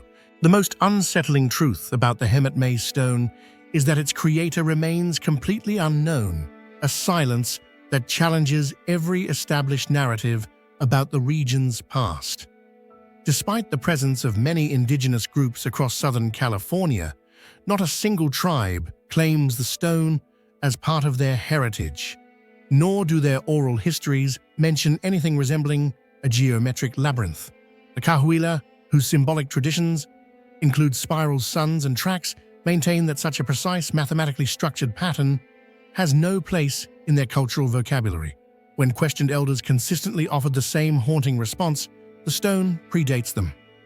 This absence of cultural ownership raises a deeper possibility that the labyrinth may belong to a people who vanished without leaving any trace except this single, perfectly carved symbol. This silence in the historical record deepens the enigma. Who possessed the skill to carve such a perfectly balanced labyrinth? Who had the geometric mind to produce such precise symmetry? And perhaps most importantly, why would they do it?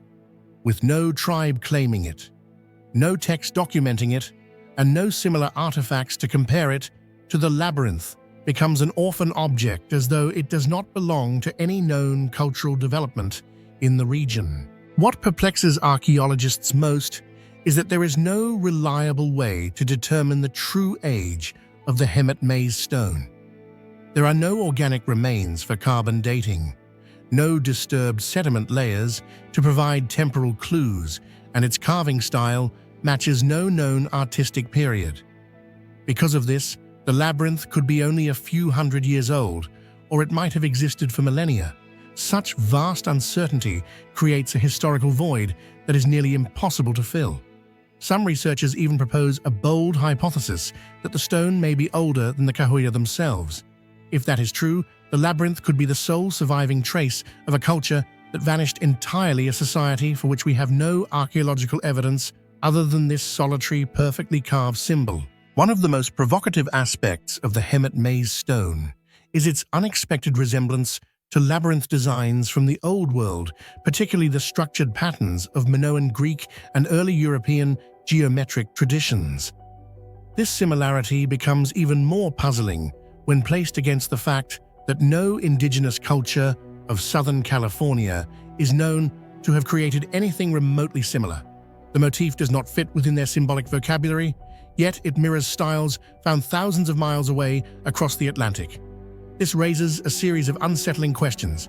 Is this resemblance a coincidence born from parallel human creativity, or could it hint at a cultural influence that never made its way into written history?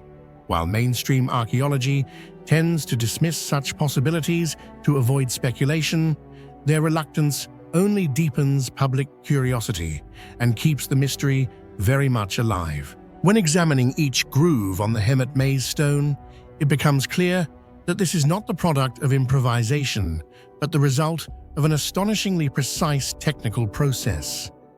The carved lines maintain nearly perfect consistency in both depth and width, showing no signs of hand tremors or corrections, evidence that the creator possessed extremely hard, sharp tools capable of cutting through sandstone smoothly. Producing such clean, continuous lines required not only skill, but careful preparation, almost as if the design had been measured and planned beforehand. It carries the presence of a deliberate symbolic construction rather than a spontaneous act by an unknown individual. Yet this very perfection intensifies the central question: who possessed such craftsmanship in the first place? The hypotheses surrounding the Hemet maze stone quickly collapse when confronted with archaeological reality. If the labyrinth was created by native peoples, why does its form bear no resemblance to their established symbolic traditions? If it belonged to a vanished culture, why is this the only trace they left behind? The idea of transoceanic contact is even harder to support, as no additional evidence exists to reinforce such a connection. Even the possibility of it being a ceremonial structure is contradicted by the absence of stone circles, fire pits, or any ritual-related remains nearby. Every attempt at explanation seems to open more questions rather than provide answers. The Hemet maze stone stands alone, an unplaceable puzzle piece. No culture claims it, no document mentions it, no similar carving has been found within hundreds of miles, and nothing suggests it belonged to a larger symbolic system. Its singularity enhances its mystery. It is not only strange, it is isolated, like a lone voice from the past, speaking a language no one can understand. Today, the stone is strictly protected after multiple acts of vandalism. Yet protection does not reveal answers, it only preserves the questions. Research continues, but without organic samples or metal tool marks, modern science cannot determine its age or creator. Attempts to interpret its meaning remain inconclusive: a map, a ritual pathway, a philosophical diagram, a warning symbol. All are speculation, none convincing. Ultimately, when people discuss the Hemet maze stone, they speak less about the labyrinth itself and more about the anonymous hand that carved it. A hand skilled, purposeful, and intelligent, but leaving no trace except a perfect labyrinth in the desert. The creator's silence, absolute silence, with no name, no accompanying symbols, no related artifacts, makes this stone far more mysterious than most archaeological finds. It feels like a message left by a nameless culture, one that chose to leave a single character carved into history, then disappear. And perhaps for this reason, the Hemet maze stone is more than a carved rock. It is a challenge to us. Are you certain you understand the full history of this land? Are you certain every culture that ever lived here is known to you standing before the labyrinth? One does not only see carved lines, they see a void in our historical record. A void shaped like a maze, with an unanswered question at its center: who truly created it? The story of the Green Children of Woolpit is regarded as one of the most unusual mysteries of medieval England. Two children, a boy and a girl, suddenly appeared in the village of Woolpit, Suffolk, with unmistakably green skin. Among the countless legends of Europe, few stories were recorded as carefully by contemporary historians, and nearly no detail has shocked the imagination more than the inexplicable green color of the children's skin. In an age when science had not yet developed, that color became a mark that made them seem as if they had stepped out of another world, too strange to be explained naturally, yet too specific, too consistently documented to be dismissed as fiction. What do you think caused the children's mysterious green skin? Share your thoughts in the comments below. The green skin of the two children was not a simple description. They were said to have pale green skin, like the color of vegetation, a pigmentation unknown among any human group's illnesses or physiological conditions of that era. The absurdity begins with how consistent the detail is. Both children, with no known relation, shared the exact same unusual skin color. This renders most medical explanations weak. A rare medical condition might appear in one person, but for two unidentified children to simultaneously suffer such a condition and wander into a remote English village seems far too improbable. Moreover, none of the historians recorded signs of illness or weakness. On the contrary, the children were healthy, alert, only frightened and confused by the strange environment. If the green color came from toxins or unusual pigmentation disorders, they would have shown additional symptoms. But they did not.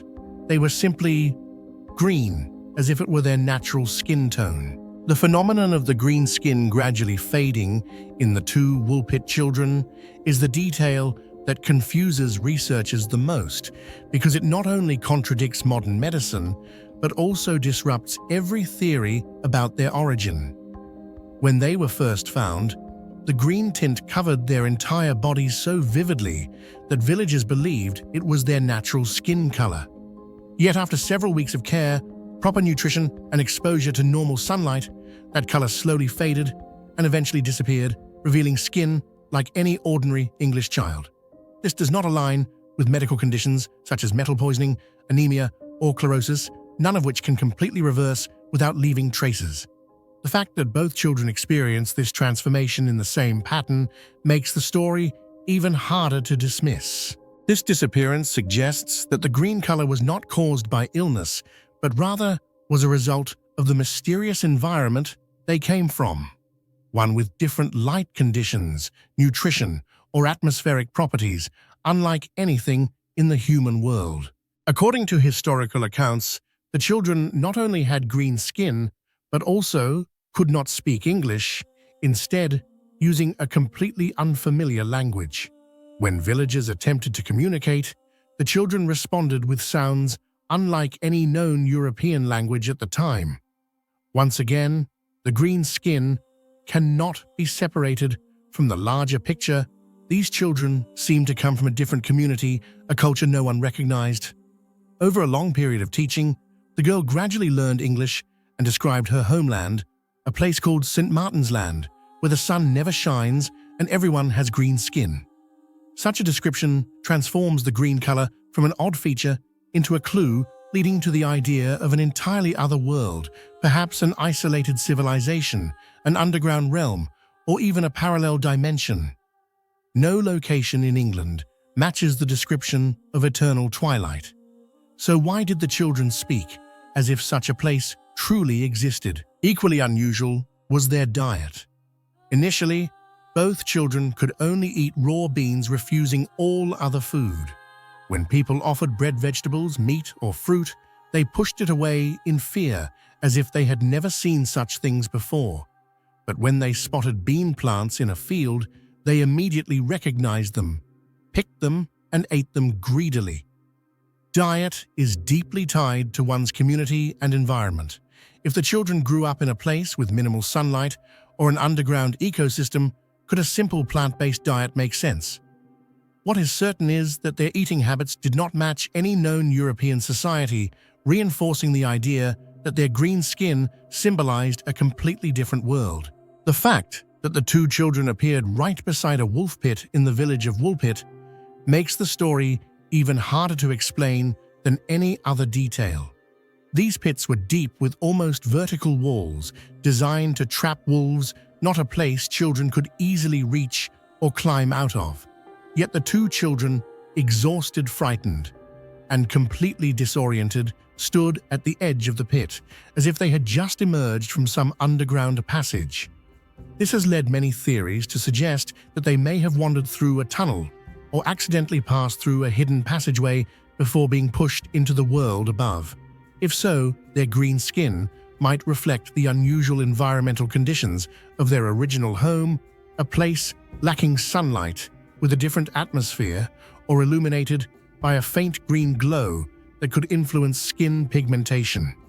The wolf pit, therefore, may not have been just the site of their discovery, but potentially a gateway between two entirely different environments. The story cannot be dismissed as a simple legend because it was recorded by two respected medieval historians, William of Newburgh and Ralph of Coggeshall. Neither was a storyteller of myths, but rather a serious scholar, known for honesty and careful documentation. They did not write about dragons or spirits as literal truth. They only recorded events they believed to be real or heard from credible witnesses. Both independently affirmed the green skin as a factual observation, making the mystery difficult to ignore. If it had been mere symbolism, the historians would have framed it as such, but they did not. They wrote it plainly, as something they believed truly happened. Of the two children, only the girl survived. The boy died shortly after being found. The girl, however, grew up, learned English, and eventually integrated into society. She even married later in life. Yet despite all inquiries, no one ever discovered where she had truly come from. When she described her homeland, every detail grew stranger and stranger. She said the people there were all green like plants, lived in dim greenish light, and that she and her brother wandered off after hearing ringing bells and ended up lost in a tunnel. But in 12th century England, no underground system or construction matches such a description. Many theories have emerged over the centuries. Refugees from Flanders, pigmentation disorders, anemia, or even civilizations beneath the earth and parallel worlds. But none explain all details. Why were both children green? Why did the color fade? What language were they speaking? Why could they only eat beans? Why did their homeland contradict real geography? And most importantly, why did two reputable historians record the event as true? Ultimately, everything centers on the most crucial detail: their green skin. It is the feature that elevates the story from legend to historical puzzle, a biological anomaly that science still cannot fully explain, a trace of a foreign community, an unknown environment, a rare historical event. Among all recorded details, the green skin cannot be overlooked. It is the key to the mystery, the sign that the children may have come from somewhere humanity does not yet understand. The story of the green children of Woolpit has survived for nearly 9 centuries, not because people believed it as myth, but because the absurd green color of the two children continues to bewilder us, just as it stunned the villagers the day they appeared. And perhaps until science uncovers the truth, those two small green figures will remain standing between history and the unknown, a mystery that refuses to fade. On a freezing winter night, in February of 1855, the peaceful Devon region of England awoke to a sight so unsettling that even the bravest residents felt a chill run down their spine. On the untouched layer of snow left behind by the previous night's storm appeared a continuous line of footprints stretching endlessly, winding through villages, meadows, forests, and riversides for an estimated distance of more than 180 kilometers. What terrified people was not only the absurd length of this trail, but the shape of each footprint marks that were unnaturally narrow, only 4 to 5 centimeters wide, shaped like elongated hoofprints, and crucially did not match any known animal in England or anywhere else in the world. This detail alone is what turned the Devil's Footprints into one of the most chilling and inexplicable mysteries in British history. What do you think could have created such narrow 4-5 centimeter footprints in deep snow? Share your thoughts in the comments below. The first thing witnesses noted was that every footprint had exactly the same size, small, narrow, and symmetrical to a degree that seemed almost artificial, as if they had been stamped into the snow by a metal mold. The shape resembled a hoof, but not the hoof of a horse, not of a deer, nor of a goat or wild boar. All these animals leave larger, more irregular, or clearly cloven prints. Yet in Devon, these strange marks were sharp-edge closed and pressed into the snow at a consistent depth, as if made by something heavy yet supported on a very narrow surface. With a width of only 4 to 5 centimeters, any creature heavy enough to produce such deep impressions should have had much larger feet, while one with feet this small would be far too light to leave such sharply defined prints in thick snow.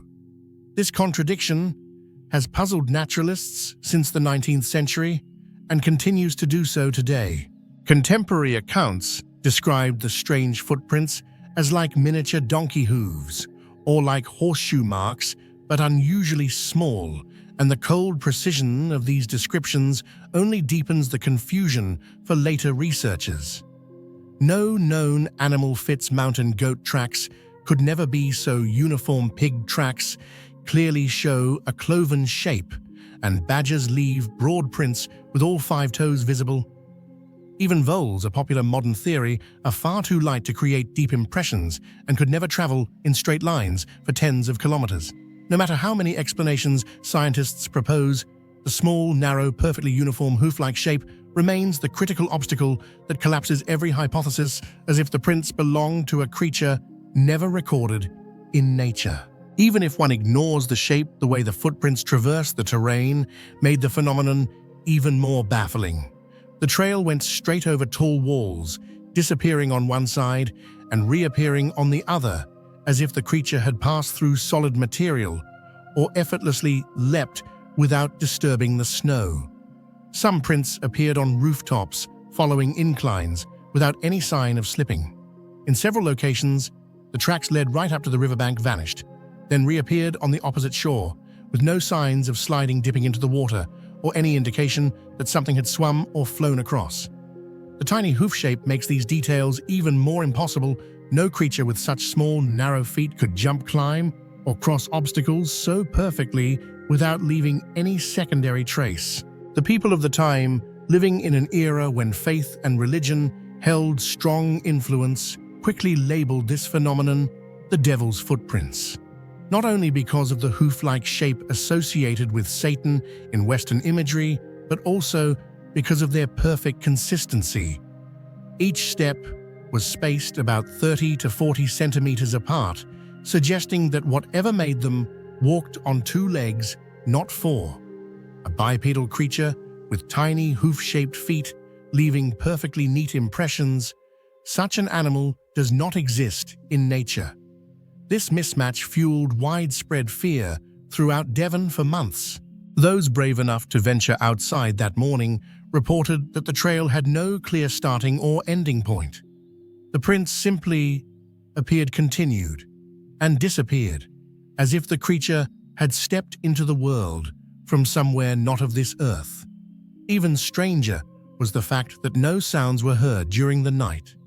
Not a single disturbance, despite the heavy snow that would normally amplify movement. This absolute silence convinced many that the phenomenon was not caused by any flesh and blood animal. For decades, researchers have proposed a wide range of natural explanations for this strange phenomenon, from voles hopping across the snow to falling ice fragments to branches dragged by the wind, and even tales of kangaroos escaping from a traveling circus. Yet every theory quickly collapses when compared with the perfectly formed, tiny hoof-shaped prints left in the snow. None of them can explain the illogical path, so uniform, so consistent, and stretching for hundreds of kilometers. Even the meteorite hypothesis fails, as no falling object could create a series of footprints with such clear direction spacing and precision. What troubles scientists most is the absolute uniformity of the prints. In nature, no animal leaves marks that are identical, as if stamped by a mold. No creature places steps at the same depth for such long distances. And above all, no known species has feet 4 to 5 centimeters wide, yet is heavy enough to imprint deeply into thick snow while also walking upright.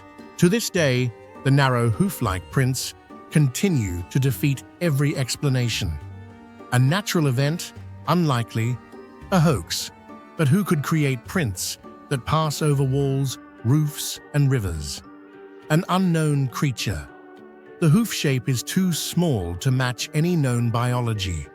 And so after nearly 200 years, the mystery remains frozen in Devon's winter landscape, a flawless, illogical, haunting trail centered on one defining feature, the impossibly small 4 to 5 centimeter hoofprint that turned this incident into one of the most confounding enigmas in human history.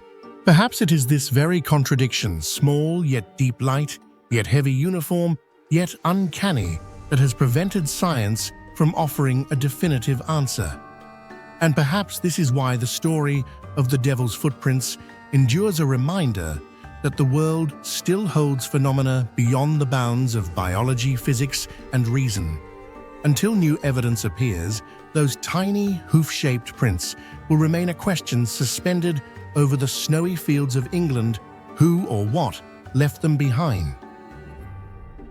Hidden on a lonely mountainside in New Mexico lies a stone that should not exist. At first glance, it is just another basalt boulder weathered by centuries of wind and dust. But look closer and you'll see something that collapses every boundary of known history.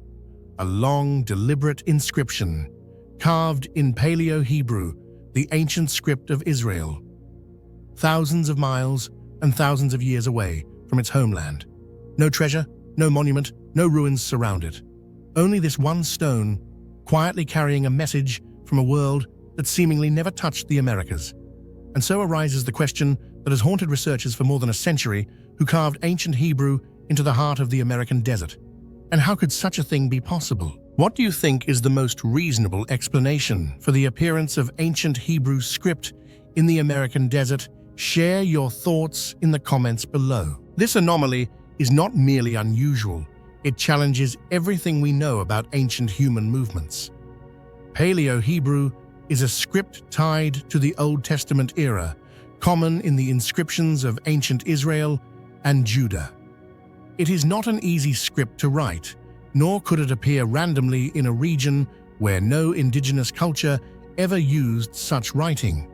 Yet in Los Lunas, at the heart of Pueblo territory and Native American lands, a massive stone bears an inscription resembling the 10 Commandments, not scattered characters, but a coherent, grammatically correct text.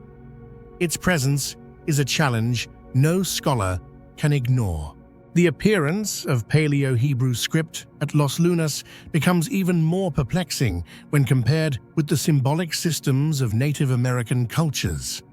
The Ojibwe used pictographs. The Cherokee developed their own writing system in the 19th century, and the Anasazi left behind petroglyphs and symbols entirely unrelated to Hebrew. None of these systems share any resemblance to ancient Hebrew. More importantly, no reliable archaeological evidence has ever indicated that ancient peoples from the Middle East crossed the ocean to reach the Americas before European contact. Therefore, the existence of the Los Lunas stone is not merely out of place, it directly challenges our established understanding of history, as if a fragment from another world had fallen into the wrong time and the wrong land. What makes the Los Lunas stone truly astonishing is not only the appearance of Paleo-Hebrew script, but the coherence and precision of the entire inscription. This is not a handful of random marks or crude scratches that might be mistaken for native petroglyphs. The text on the stone presents a nearly complete version of the Ten Commandments, with sentence structure, line divisions, and stylistic choices entirely consistent with the religious inscriptions of ancient Israel. Scholars proficient in ancient Hebrew who have examined it agree that the person who carved it was not simply familiar with the script, but deeply knowledgeable about its grammar, syntax, and carving conventions. This level of expertise opens the door to a bold yet unavoidable hypothesis.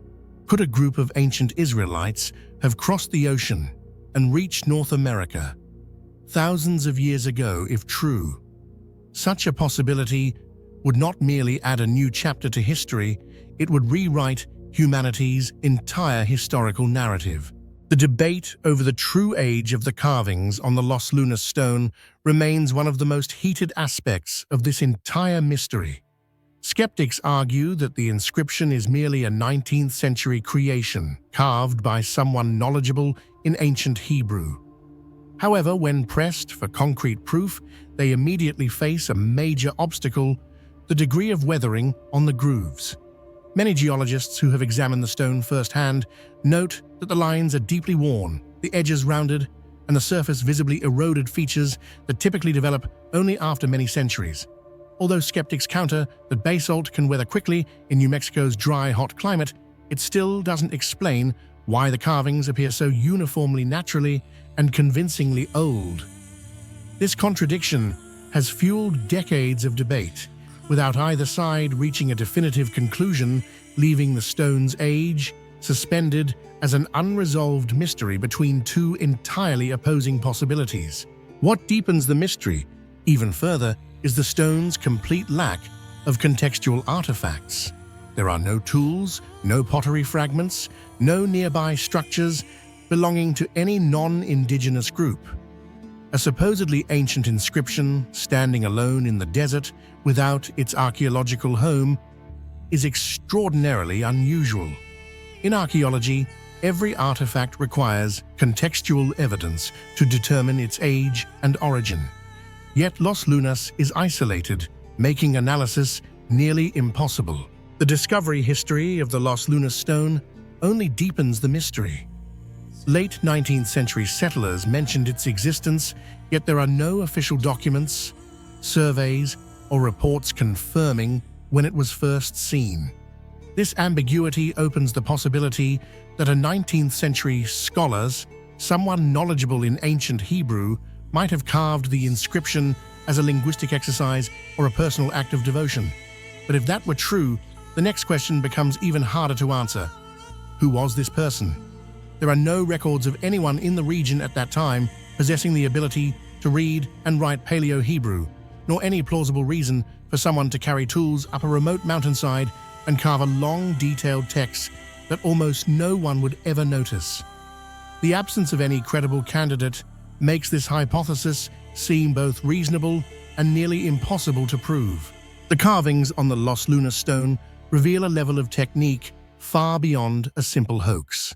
The grooves are deep, even, and consistently pressured, indicating that the carver used quality metal tools and possessed skilled, deliberate stone carving abilities. Basalt is extremely hard, and engraving nearly 100 ancient characters into it is not something done casually. It requires time, physical effort, and considerable persistence. This high level of craftsmanship makes the idea of someone carving it just for fun highly unconvincing, as it is unlikely anyone would invest such effort merely to create a forgotten prank on a remote mountainside. For many years, researchers have avoided studying the stone in depth for fear of being accused of supporting pseudo-history. In academia, proposing ideas that deviate too far from established narratives carries significant reputational risk. As a result, paradoxically, one of the artifacts with the potential to transform our understanding of history has become a sensitive topic rarely discussed seriously. Silence has not solved the mystery, it has only deepened it. The most important and perplexing aspect of all is the undeniable presence of Paleo-Hebrew script on American soil. Whether the stone is ancient or merely a few centuries old, this fact alone is extraordinarily difficult to explain. If it is ancient, it changes history. If it is modern, it implies a mysterious individual with profound knowledge of ancient Hebrew carving a long religious text without leaving any trace. Standing alone in the desert, the stone continues to challenge every theory. Each weathered groove whispers a question humanity has yet to answer. Did an undocumented transoceanic journey occur long before recorded history?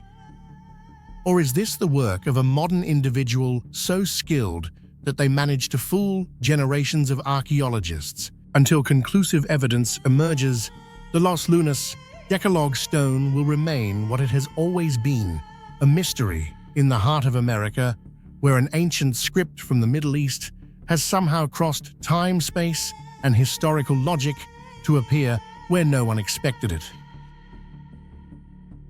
For thousands of years, the Great Pyramid of Giza has stood as the most enigmatic monument of the ancient world, an architectural masterpiece carved from millions of limestone blocks, aligned with cosmic precision and engineered with a level of accuracy that still challenges modern science. Yet among all its mysteries, nothing captivates researchers more than the element that is no longer there, its missing capstone. That final piece, the apex of the pyramid, the point where earth meets sky, has vanished without a trace. No fragment, no inscription, no historical note remains to confirm its materials or its purpose. It is as if the most important part of the greatest structure ever built simply disappeared. This absence has sparked debates for centuries. Was the capstone removed, stolen, destroyed? Or was it something so symbolic or so forbidden that later civilizations deliberately erased every mention of it? Why do you think the most sacred capstone of the Great Pyramid vanished completely without leaving any trace? Share your thoughts in the comments below. Ancient descriptions suggest the Great Pyramid once possessed a stunning pyramidion carved from granite and possibly plated with electrum, a natural alloy of gold and silver, known for its bright, reflective surface. Under the desert sun, such a capstone would have glowed like a beacon, visible from miles away, a literal eye of light, crowning the monument. Other accounts point toward a sacred object connected to the mythological Benben stone, the cosmic stone of creation associated with the god Ra. According to Egyptian cosmology, the Benben represented the first solid mound that emerged from the primordial waters, the very point where light first touched the world. If the Great Pyramid's capstone was inspired by this symbolism, then its role may have been far more than decorative. It may have embodied a cosmological truth, serving as a ritual connection between heaven and earth. Yet the most perplexing aspect of the missing capstone is not that it disappeared, but how completely it vanished. Other pyramids across Egypt have surviving capstones or fragments of them. Some remain intact, others broken, but at least they exist. The Great Pyramid, the largest and most meticulously constructed of them all, curiously lacks any record of its apex. Even more unsettling, the flat top of the pyramid appears unusually smooth, as though intentionally modified rather than naturally damaged by erosion. This suggests human intervention, a deliberate alteration that raises deeper questions. Who removed the capstone? Why did they do it? And what purpose did it originally serve that warranted such complete erasure? Many scholars often propose practical explanations for the disappearance of the Great Pyramid's capstone. A common theory suggests that if the capstone was plated with gold or electrum, it would have been an irresistible target for thieves during periods of turmoil. Its value alone could justify the entire apex being dismantled in a single night. Other researchers argue that the capstone may never have been fully installed, or that it was removed due to shifts in religious practices or technical limitations faced by the builders during the pyramid's final stages. Yet all these explanations collide with a major paradox. The ancient Egyptians were famously meticulous record keepers, documenting everything from ritual details to architectural procedures. If the capstone was truly lost, stolen, or never mounted at all, then why is there not a single surviving text that mentions it? This absolute silence is even more mysterious than the disappearance of the stone itself. Modern studies using optical simulations and structural analyses have revealed that the geometry of the Great Pyramid is far more than a massive block of stone rising from the desert. When researchers place a reflective capstone model on the apex, they discover that the pyramid can generate striking light effects during solstices, equinoxes, and other important ceremonial dates. The capstone becomes a precise focal point of sunlight, potentially functioning as a solar marker that allowed ancient priests to track celestial cycles with a level of sophistication surpassing many contemporary civilizations. From this perspective, the capstone was not merely an ornamental finishing touch, it was a deliberately engineered astronomical instrument, positioned perfectly to link the Earth below with the movements of the sky above. Scholars who explore the energetic perspective regard the Great Pyramid's missing capstone as a crucial component within a large-scale resonance system. The internal architecture of the pyramid, from its ventilation shafts and sloping corridors to its unexplained cavities, suggests that it may have been engineered to channel or amplify the Earth's natural vibrations. Some theories propose that the capstone functioned as the final conduction node, completing an electromagnetic circuit formed by the pyramid's massive weight and its uniquely precise geometry. Though controversial modern experiments have demonstrated that pyramid-shaped structures can concentrate electromagnetic fields in unexpected ways, if the capstone once regulated or amplified this energy, then its disappearance may have completely disrupted the pyramid's original purpose, leaving behind a system that resembles a machine stripped of its activating component. This raises a provocative question.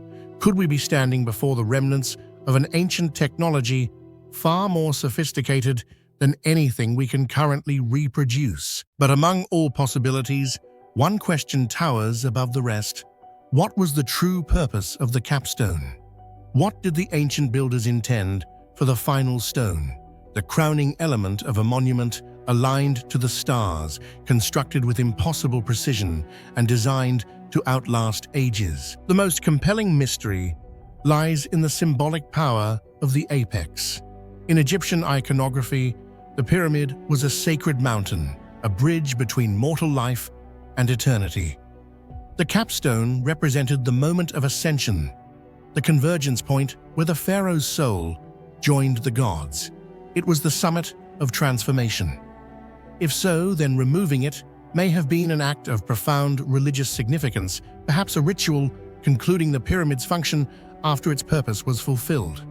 Alternatively, the capstone could have been intentionally hidden, preserved elsewhere as a relic too sacred to remain exposed. In some esoteric traditions, the capstone is described as containing inscriptions or knowledge not meant for public eyes, a sealed wisdom placed only at the highest point of the structure. Yet a far more provocative theory exists.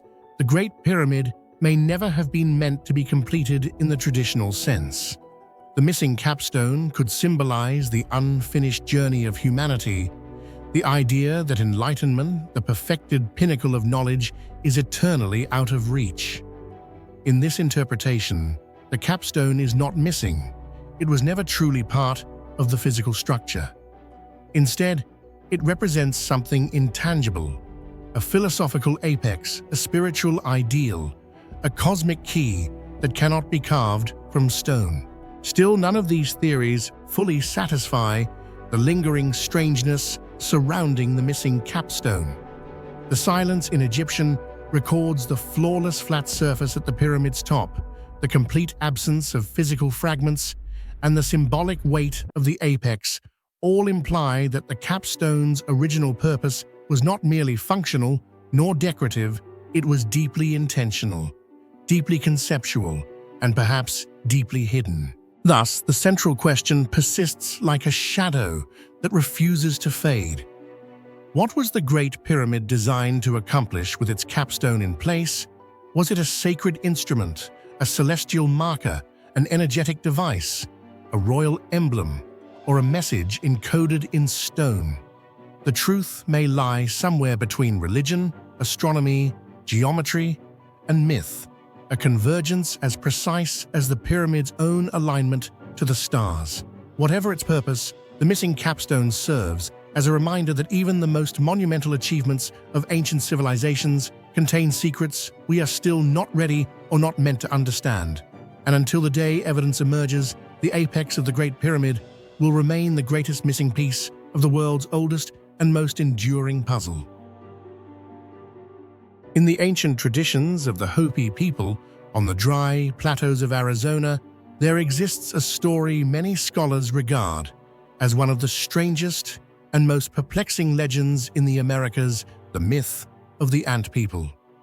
Despite the name suggesting tiny insects, the beings described in the sacred Hopi narratives are entirely different from anything found in the natural world. They possess a human-like form, live in underground structures, and hold knowledge far beyond the understanding of early indigenous communities. What makes this legend remarkable is not only its unique description, but also its survival role. According to the Hopi, the ant people were the saviors who twice helped humanity survive global cataclysms by guiding people into vast subterranean shelters, deep underground ant places. When the world was destroyed by fire, water, or objects falling from the sky, the Hopi believe the ant people opened passageways into the earth, protected the people, and sustained them until the earth recovered. If the ant people truly existed, who do you believe they were? An ancient human species, a forgotten underground civilization, or something not of this earth? Share your theory below. To understand this legend, one must look into the Hopi worldview. They believe humanity has lived through multiple worlds, each destroyed when humans fell into error. Only those who remained humble and in harmony with nature were led into the next world by sacred beings. In two previous destructions, the ant people played a crucial role. The tales say they not only brought humans underground, but also provided food, light sources, and mysterious tools that supported life for long periods. This raises major questions. How could an indigenous culture, far removed from ancient world civilizations, imagine something so close to science fiction? The idea of light, underground, energy-based food production, and tunnel systems organized like entire subterranean cities far exceeded the technological understanding of the era in which the myth emerged. Another notable detail appears in Hopi culture: the kiva semi-subterranean ceremonial chambers built with an entrance from the roof and a circular interior. Many Hopi scholars believe the kiva reflects the original dwelling place of the ant people. The ladder descent, enclosed space, dim lighting, and ventilating shafts resemble an architectural memory, a cultural remnant from the time when humans supposedly lived underground. More than myth, it is a cultural artifact surviving to this day, showing that the Hopi did not treat the ant people's story as a simple fable, but as the history of their people. The Hopi description of the ant people portrays a form that is almost non-human, an unusually large head, deep black eyes, seemingly adapted to darkness, a slender yet tall and flexible body, and disciplined, swift movements. Strangely, these traits do not resemble ants at all, but instead suggest an unidentified humanoid species, strikingly similar to the image of gray aliens in modern UFO studies. This coincidence has sparked numerous theories. Could the Hopi be preserving the memory of an ancient encounter with beings not from Earth? Or did they transform the characteristics of ants' diligence, communal living, underground habitats into a supernatural symbol? Whether approached from a biological, symbolic, or metaphysical perspective, no explanation fully accounts for the unusual details preserved in the Hopi tradition for thousands of years. The coincidence between the Hopi term Anunnaki and the Sumerian Anunnaki has long puzzled researchers.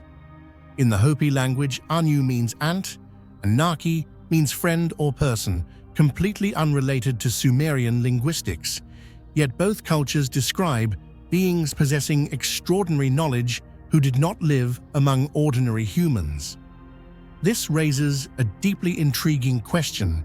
Could these be remnants of a shared ancient myth remembered across distant civilizations, or merely a linguistic coincidence without deeper meaning. The fact that two societies separated by vast time and space share the image of guiding entities makes the mystery even harder to explain. Some archaeologists suggest that the Hopi legend of destruction by fire from the sky may be a cultural memory preserved from the Younger Dryas event around 12,800 years ago. During that period, Earth experienced widespread wildfires, severe flooding, abrupt cooling, and possibly even meteor impacts.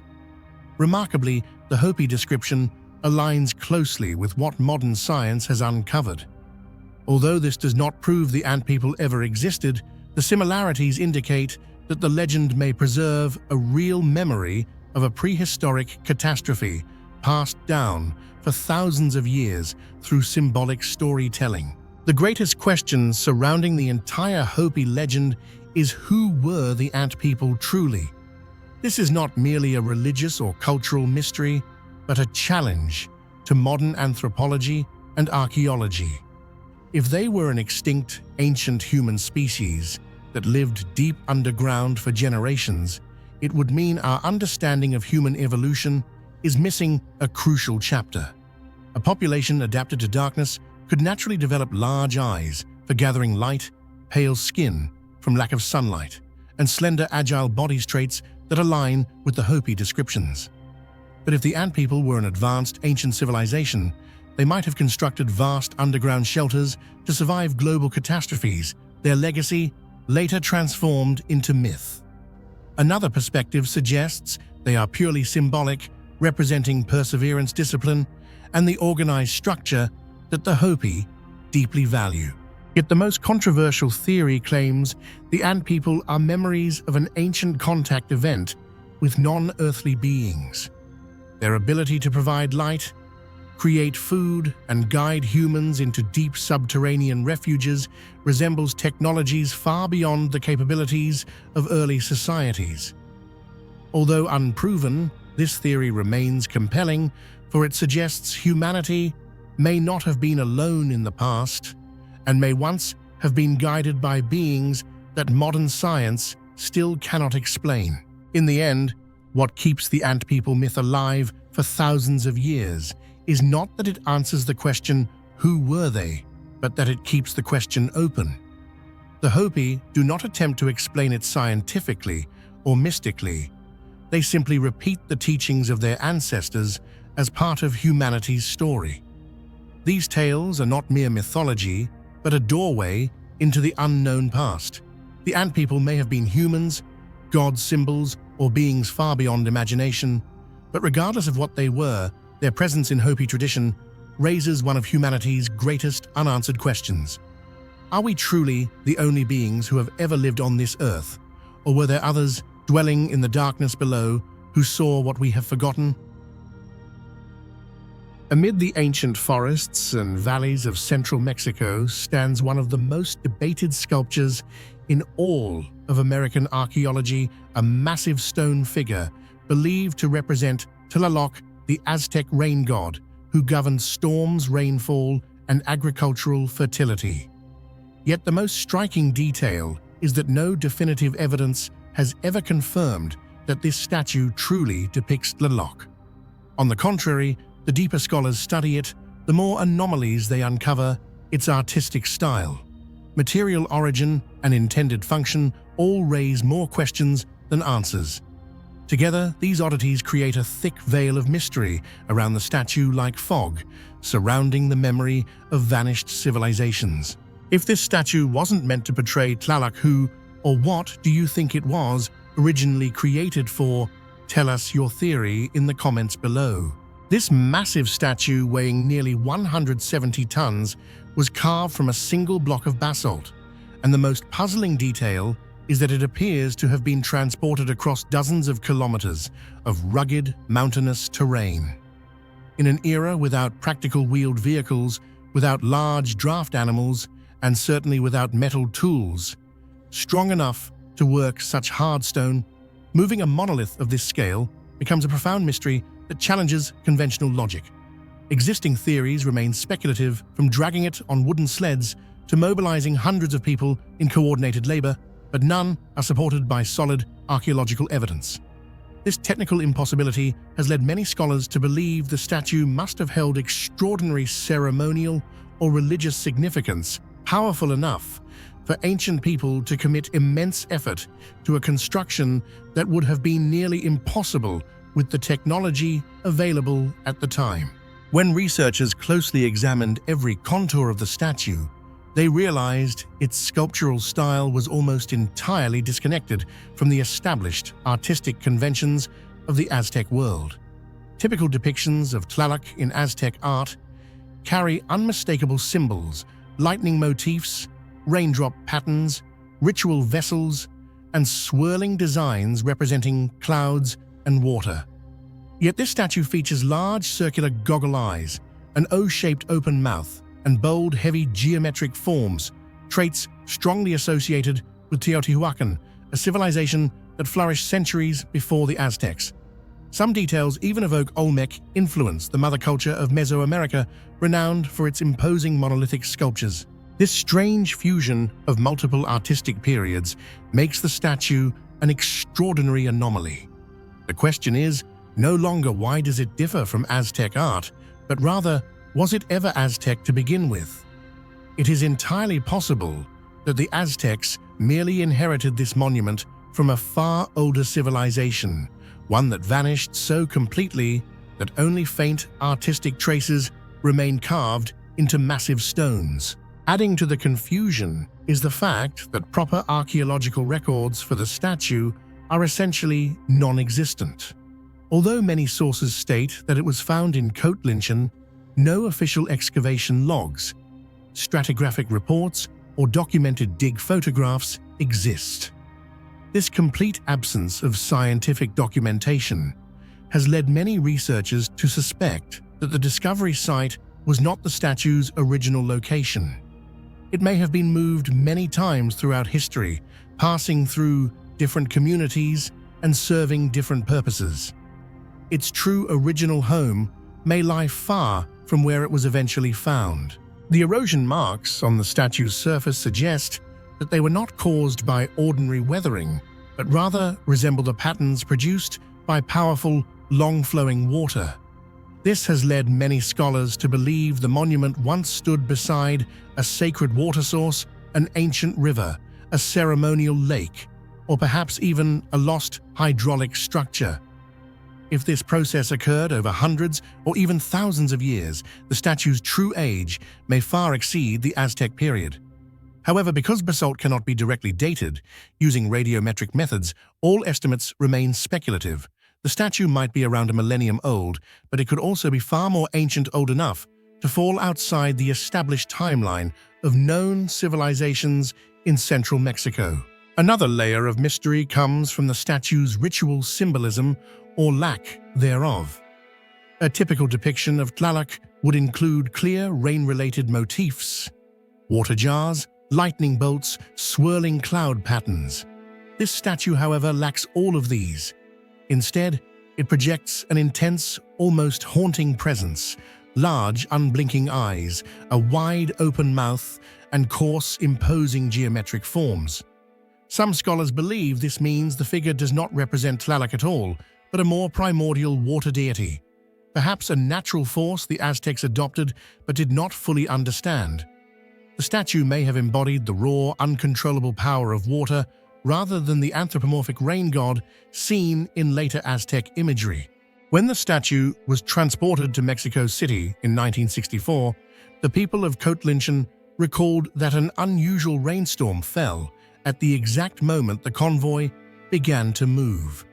Although this could simply have been a meteorological coincidence, the event quickly became part of local legend, strengthening the belief that the statue possessed real power connected to water. For many residents, the monument was more than an artifact. It was a protective spirit of the land, a sacred point of connection between humans and the natural world.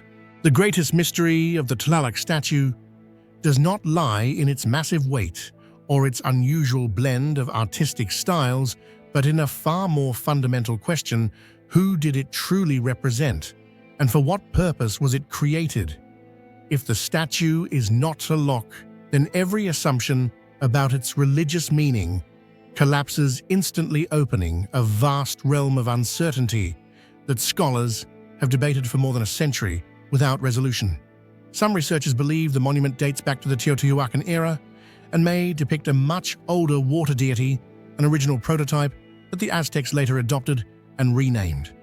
Others argue that it symbolizes a prehistoric water god, one worshipped across multiple Mesoamerican cultures from the Olmec to the Teotihuacan, long before the Aztecs came to power.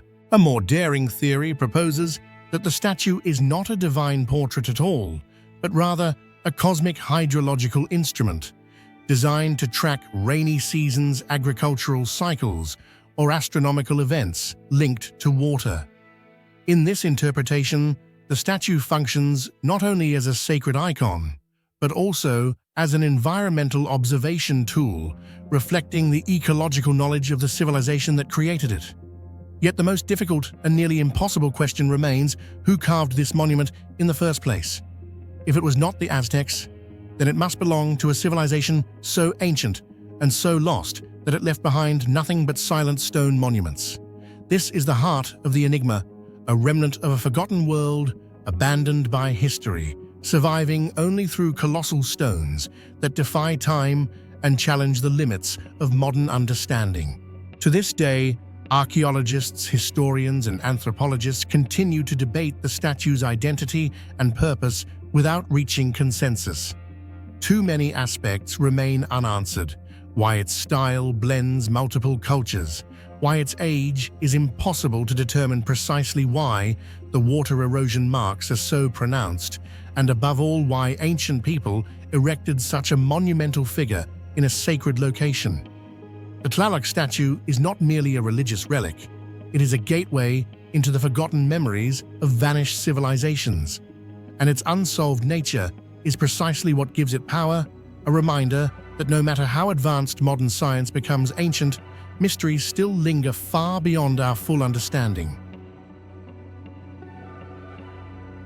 When archaeologists in the early 20th century excavated Abydos and first encountered the Osiron, a massive subterranean structure buried deep beneath the ground, built from megalithic blocks weighing tens of tons, they immediately realized this was no ordinary piece of architecture.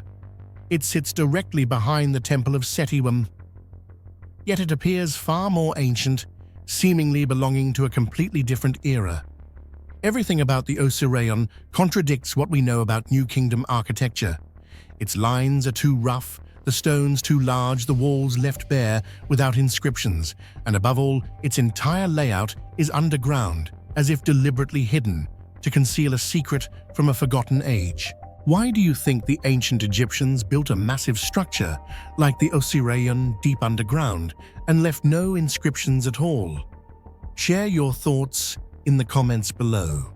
The greatest controversy surrounding the Osiron lies in its dating and architectural style, a contradiction that has puzzled Egyptologists for more than a century. While the Temple of Seti I, above it, was built with the refined craftsmanship typical of the New Kingdom walls, covered in hieroglyphs, orderly layout, delicate carvings, and high artistic refinement, the Osiron is completely different. It was constructed from massive red granite blocks in a rough, powerful megalithic style, resembling structures from the Old Kingdom, or perhaps an era even earlier. These stones, weighing tens of tons, were fitted together with astonishing precision, leaving modern researchers unable to explain how the ancient Egyptians could transport and position them using only copper tools and ropes. The dramatic contrast between two adjacent structures raises a troubling question. Why would a king as sophisticated as Seti I build a beautifully decorated masterpiece only to have behind it a stark, ancient-looking monument with no stylistic connection? Or could it be that Seti I never built the Osiron at all, that he merely discovered a far older foundation and reused it? The deeper we move into the Osiron, the stranger it becomes. Its architecture forces visitors into an entirely underground world. To reach the central chamber, one must descend several stairways, pass through narrow corridors, and finally enter a dark room surrounded by water. At the center lies a massive stone island encircled by a deep water basin, whose purpose remains unknown. From the moment it was discovered, the Osiron was already flooded, and it remains so today. Some believe the water comes from natural groundwater, but others argue it was a deliberate design, intended to symbolize the primordial waters of Nun, the cosmic ocean from which all creation emerged in Egyptian mythology. One of the most striking features of the Osiron is the complete absence of hieroglyphic inscriptions describing its purpose. Egyptian structures are typically covered with text commemorating rituals, gods, and royal achievements. But the Osiron is entirely silent.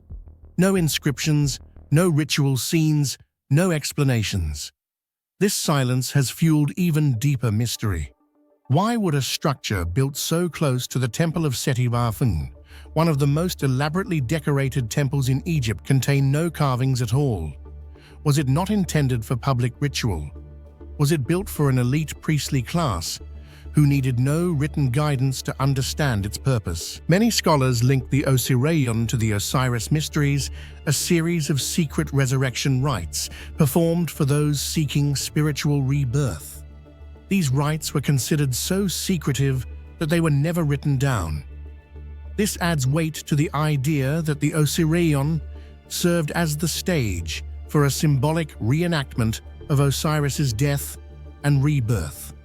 Participants would descend into darkness, wade through water, enter a symbolic tomb, and emerge transformed. The dark, deep, humid environment of the Osiron seems intentionally crafted to create this profound spiritual experience. Amid the debates over the purpose of the Osiron, one of the most controversial theories is the idea that this structure may belong to a civilization that existed even before ancient Egypt itself. Scholars such as John Anthony West and Schwaller de Lubicz argue that the megalithic construction, using stone blocks weighing tens of tons, fitted with near-perfect precision, seems to surpass the building techniques commonly associated with the time of Seti I. They also question why such a structure would be built entirely underground, a feature rarely seen in later Egyptian architecture.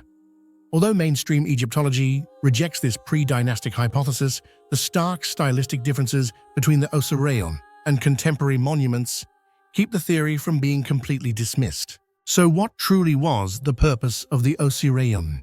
This question lies at the heart of its greatest mystery. One theory proposes that it is a symbolic tomb of Osiris, a physical representation of the resurrection myth. The underground layout, the surrounding water, and the darkness all carry symbolic meaning. But if this is true, why is there no inscription? Why does the structure resemble Old Kingdom architecture rather than the New Kingdom during which Seti I ruled? The cosmological theory suggests that the Osiron was constructed as a symbolic model of the primordial waters of Nun, the place where life began according to Egyptian mythology. The central water basin is seen as a representation of the original universe, while the massive stone pillars symbolize the forces that uphold cosmic order. Yet this theory also raises difficult questions. Why would a structure with such sacred significance be buried deep underground? And why is there no trace of ritual activity to prove it was ever used for its supposed religious purpose? A third theory takes us deeper into mysticism. The Osiron may have served as an initiation chamber for elite spiritual practitioners. These individuals would undergo a symbolic death and rebirth during their training. The water, the darkness, the narrow passages, and the isolated central chamber all fit perfectly with this worldview. The lack of inscriptions then becomes logical. Secrecy was essential, and the rites were never to be recorded. The theory of a lost civilization suggests that the Osiron may have been constructed in a period far more ancient than pharaonic Egypt itself. According to this view, Seti I was not the builder of the structure. He merely discovered it and erected his own temple above it as an act of reverence toward an older monument. The enormous stone blocks, the precise joining techniques, and the architectural style, completely unlike anything from the New Kingdom, make this theory especially compelling. However, due to the lack of direct archaeological evidence, it remains a hypothesis positioned at the fringe of academic discourse. Perhaps the most compelling aspect of the Osiron is that none of the theories fully explains it. If it was a symbolic tomb, why no inscriptions? If it was a ritual, well, why construct it with massive granite blocks? If it was a prehistoric monument, why is there no accompanying cultural evidence? The question, what was the true purpose of the Osiron, remains one of the most enduring unsolved mysteries in Egyptology. Perhaps the Osiron was never meant to be understood by everyone. Perhaps it was built for individuals of a different era, for people with beliefs and knowledge that have long vanished. Or perhaps it was created to model the cosmos itself, a bridge between the world of humans and the realm of the gods, between life and death, between light and darkness. Today, more than a century after its discovery, the Osiron still stands half-submerged, silent, refusing to reveal its secrets. It reminds us that no matter how advanced our science becomes, some ancient structures remain beyond our complete understanding. And it is precisely this silence that makes the Osiron one of the most captivating archaeological enigmas in all of Egyptian history. Wadi Aljaf, the oldest known seaport of ancient Egypt located on the Red Sea coast, has long been an important archaeological site because it preserves direct evidence of the transportation network used to supply limestone blocks for the construction of the Great Pyramid under King Khufu. However, amid the storage rooms filled with ropes, tools, and papyrus documents recording the logistics of moving stone, archaeologists found something completely inconsistent with the function of a port: massive stone coffins, each weighing several tons, hidden deep inside underground chambers. They were isolated, undecorated, uninscribed, and showed no religious symbols whatsoever. The more researchers studied them, the more they realized that the presence of these stone structures represents one of the most perplexing mysteries in ancient Egyptian archaeology. What do you think these massive stone coffins were really built for? Share your thoughts in the comments below. Your theory might reveal a piece of the puzzle. When each coffin was opened, the interior was found to be completely empty. No human remains, no grave goods, no organic traces. This immediately ruled out the burial hypothesis. In Egyptian tradition, any burial site must include ritual elements, symbolic decoration, and a religious purpose. But at Wadi Aljaf, none of these existed. These coffins therefore resembled technical containers rather than true sarcophagi. This raises a question: if they were not made for the dead, what were they created to hold? The stone coffins at Wadi Aljaf are most difficult to explain precisely because of the extraordinary level of craftsmanship they display. Massive granite blocks weighing several tons were carved with near-perfect precision. Their surfaces polished so smoothly that light reflects evenly across them, and the lids fit so tightly they feel like part of a single solid block. What makes this even stranger is that such advanced workmanship appears millennia earlier than similar sophisticated constructions like the Serapeum at Saqqara. Granite is notoriously difficult to work with, requiring powerful tools, great force, and exceptional skill. Yet during Khufu's era, the Egyptians used it to create stone boxes without decoration, without ritual purpose, and seemingly without any religious function at all. This raises a challenging question: why would they invest in such advanced, labor-intensive craftsmanship to create structures whose function remains completely unknown? Even more puzzling is their placement. These stone coffins were located in underground storage rooms that run parallel to the technical supply chambers. This was a seaport environment, humid, windy, and utterly unsuitable for any burial activity. If they were coffins, Egyptians would never bury people at a port, much less inside storage facilities. The transportation alone required enormous labor. It makes no sense for Egyptians to deploy high-level craftsmanship only to store empty stone boxes in warehouse-like rooms. The empty stone coffins at Wadi Aljaf have sparked countless fringe theories, reflecting the archaeological community's confusion about their true purpose. Some researchers propose that these containers were used to store special materials, substances too valuable or too sensitive to keep in ordinary storerooms, such as refined minerals, powdered stone, used in pyramid construction, or compounds of strategic importance. More daring hypotheses suggest that these boxes once held technical instruments, measurement devices, or even confidential records of the royal administration, sealed beneath lids so precisely fitted that they were nearly airtight and impervious to moisture.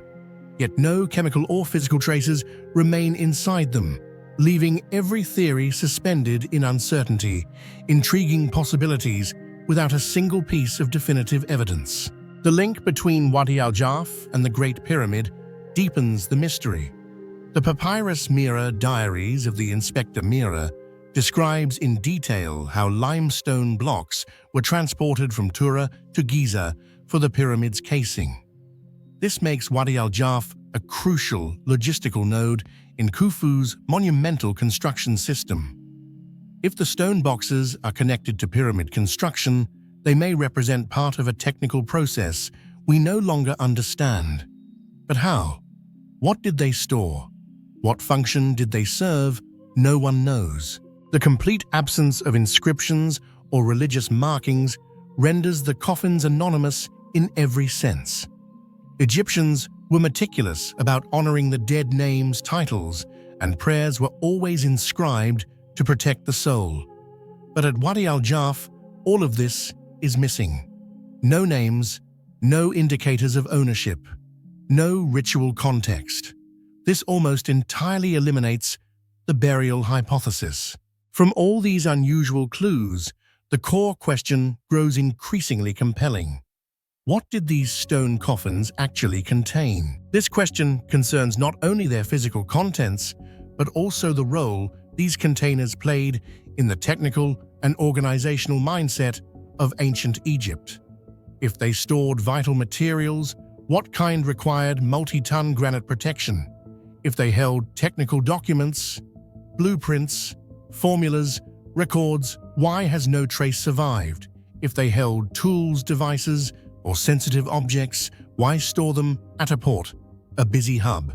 And if they were simply containers, why such extreme precision? Another intriguing possibility is that these stone boxes were created to seal something away, not preserve it.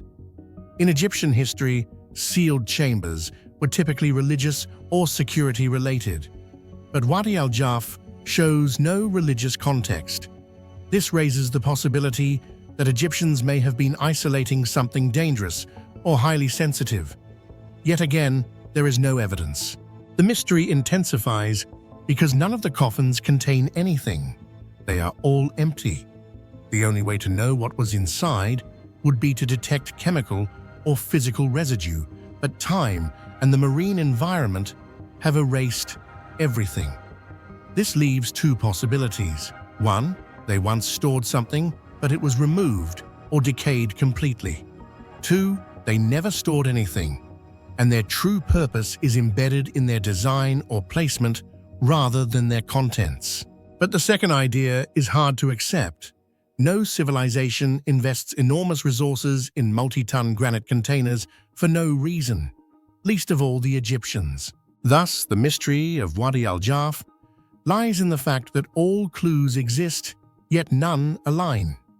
The location is illogical, the craftsmanship excessive, the placement strange, the purpose unclear, and the contents lost. Combined, these contradictions form a puzzle no researcher has solved. Today, the question, What did these stone coffins once hold remains one of the greatest challenges in Egyptology. It goes beyond several stone boxes. It suggests that we may have overlooked an essential component of the technical and organizational system behind pyramid construction. A component that, if understood, might completely reshape our understanding of ancient Egyptian capability and technology. And as excavations continue, the coffins remain silently in the desert by the Red Sea, reminding us that even in one of the most thoroughly studied civilizations, some questions still refuse to yield answers. On the windswept eternal hills of Scotland, between the cold mist and barren stone fields, lie a series of structures that modern science still cannot fully explain. The vitrified forts, ancient fortifications whose stone walls were melted and fused together like glass, as if a geological transformation had been forced to occur in an extremely short span of time. In a land without active volcanoes, where ancient people did not possess advanced metallurgical technology, the fact that walls stretching tens of meters were heated to thousands of degrees Celsius remains one of the greatest paradoxes in European archaeology. What do you think really happened at these forts? A natural event, human intervention, or a completely lost ancient technique? Share your thoughts in the comments below. The extreme temperatures found at the vitrified forts puzzle scientists more than anything else because they require heat far beyond the technological capabilities of the Iron Age. Samples of basalt granite and other hard stones show that they were once heated to over 1,000, even up to 1,200 degrees Celsius temperatures, high enough to disrupt their crystalline structure and transform their surfaces into glossy black glass.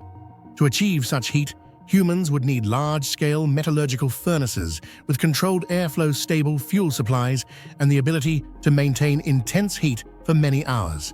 Yet the people of Scotland, more than 2 millennia ago, possessed only basic ironworking techniques using small forges suitable for tools, not massive thermal chambers capable of enveloping stone walls tens of meters long. There are no traces of large furnaces, no metal slag, and no evidence suggesting they ever attempted any large-scale stone-melting methods. This gap between archaeological reality and technological capability forms a void science cannot yet bridge, leaving the temperatures of these forts as a lingering mystery, with no clear answer after more than 2 centuries of investigation. Even more mysterious, over 70 vitrified forts appear scattered across Scotland, from sparse woodlands to barren coastal hills. There is no clear cultural or political connection linking these sites, and no ancient documents describe burning walls to strengthen or destroy them. Despite their large number, everything surrounding these forts is shrouded in silence. No local legends, no epic chronicles, no ritual remains. This silence makes them resemble ruins of a vanished society or a secret that ancient people deliberately left unrecorded. The hypothesis that ancient builders intentionally heated the walls to fuse loose stones into a single solid structure was once considered the most reasonable explanation until modern experiments proved the opposite. When stone is melted, its original structure does not become stronger. In fact, it often turns brittle and more prone to cracking. Moreover, achieving the temperatures needed to soften and bind basalt or granite would require an enormous amount of fuel, estimated at thousands of tons of wood for each fort. This is completely unrealistic, especially in the sparsely forested regions where many of these forts were constructed. There is no trace indicating that ancient people gathered fuel on such a massive scale, causing this hypothesis to collapse quickly and leaving an even larger gap in the mystery of the vitrified forts. The hypothesis that enemy forces burned these forts also becomes unconvincing upon closer examination.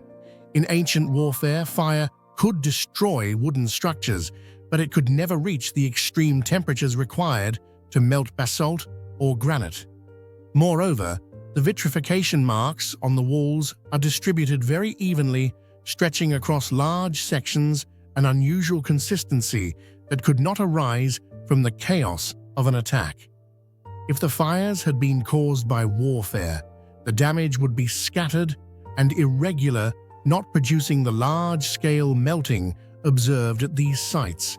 The hypothesis that natural forces caused the vitrification quickly reveals multiple flaws. During the period when these forts were built, Scotland had no volcanic activity that could generate such extreme heat. Lightning strikes, no matter how intense, cannot reach the temperatures required to melt hard rocks like basalt or granite. Even evidence of large forest fires, events capable of producing prolonged heat, is completely absent. No known natural process can generate the high uniform and widespread temperatures observed at these vitrified forts. The mystery deepens when we realize that many forts are vitrified only in certain sections, not entirely. This suggests deliberate human intervention, targeted heating at key structural points, rather than complete destruction. Yet there is no trace of any special construction method, no furnace remains, no slag deposits, no thermal tools.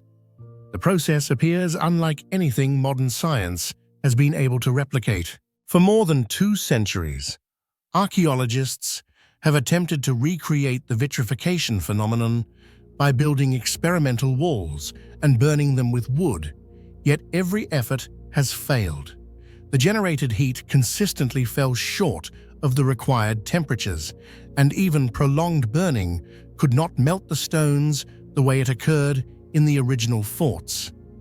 Even with modern equipment, melting large volumes of rock remains a significant challenge for thermal engineers.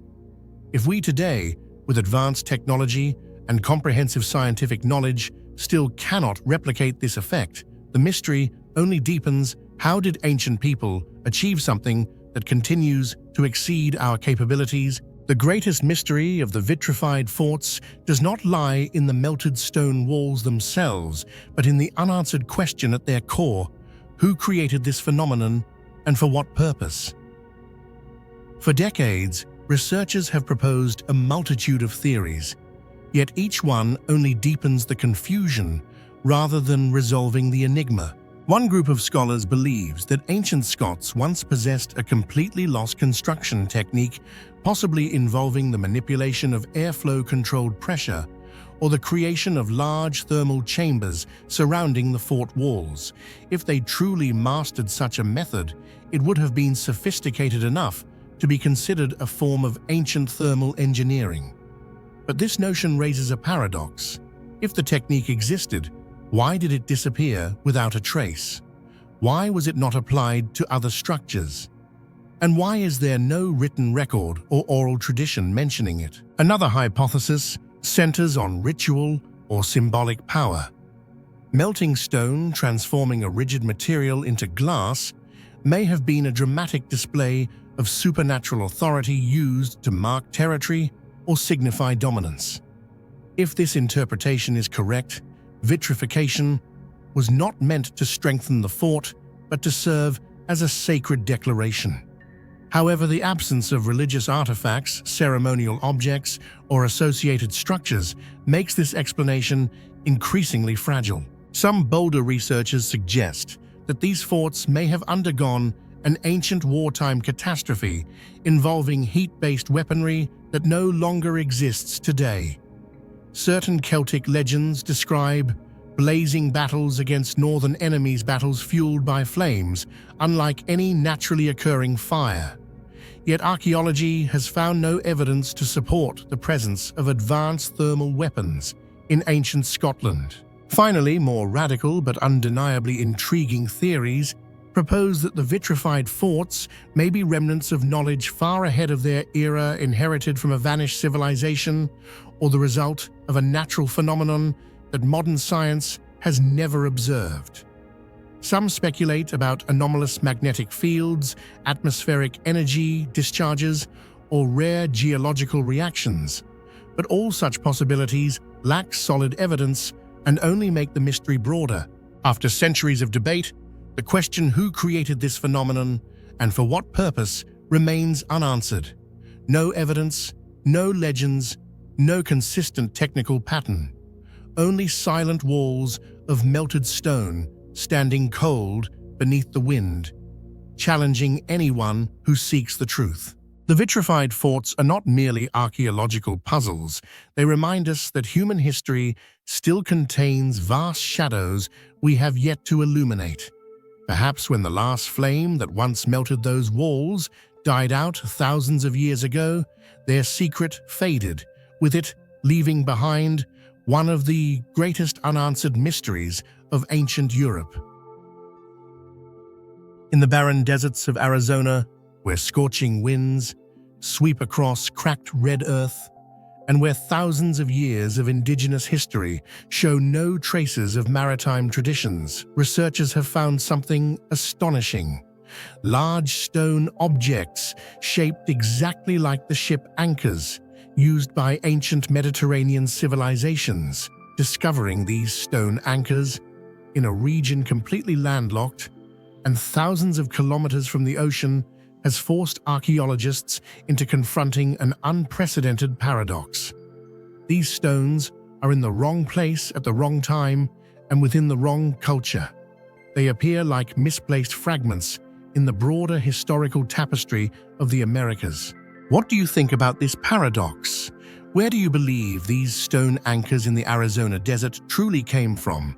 Share your thoughts in the comments below. These stones are most perplexing because of their highly distinctive shape, carved into circular or oval forms, pierced through the center or near the edge, a design almost identical to the ship anchors used for thousands of years by the Phoenicians, Greeks, and Romans.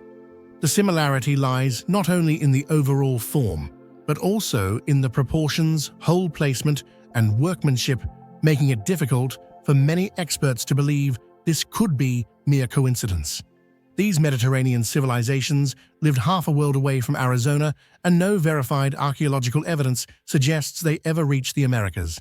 This unexpected level of resemblance has ignited a controversial question: could there have been a transatlantic voyage long before any existing historical record? These stones become even more perplexing when their size and weight are considered. They are far too large and heavy to have been used with small boats or any inland watercraft known to indigenous peoples.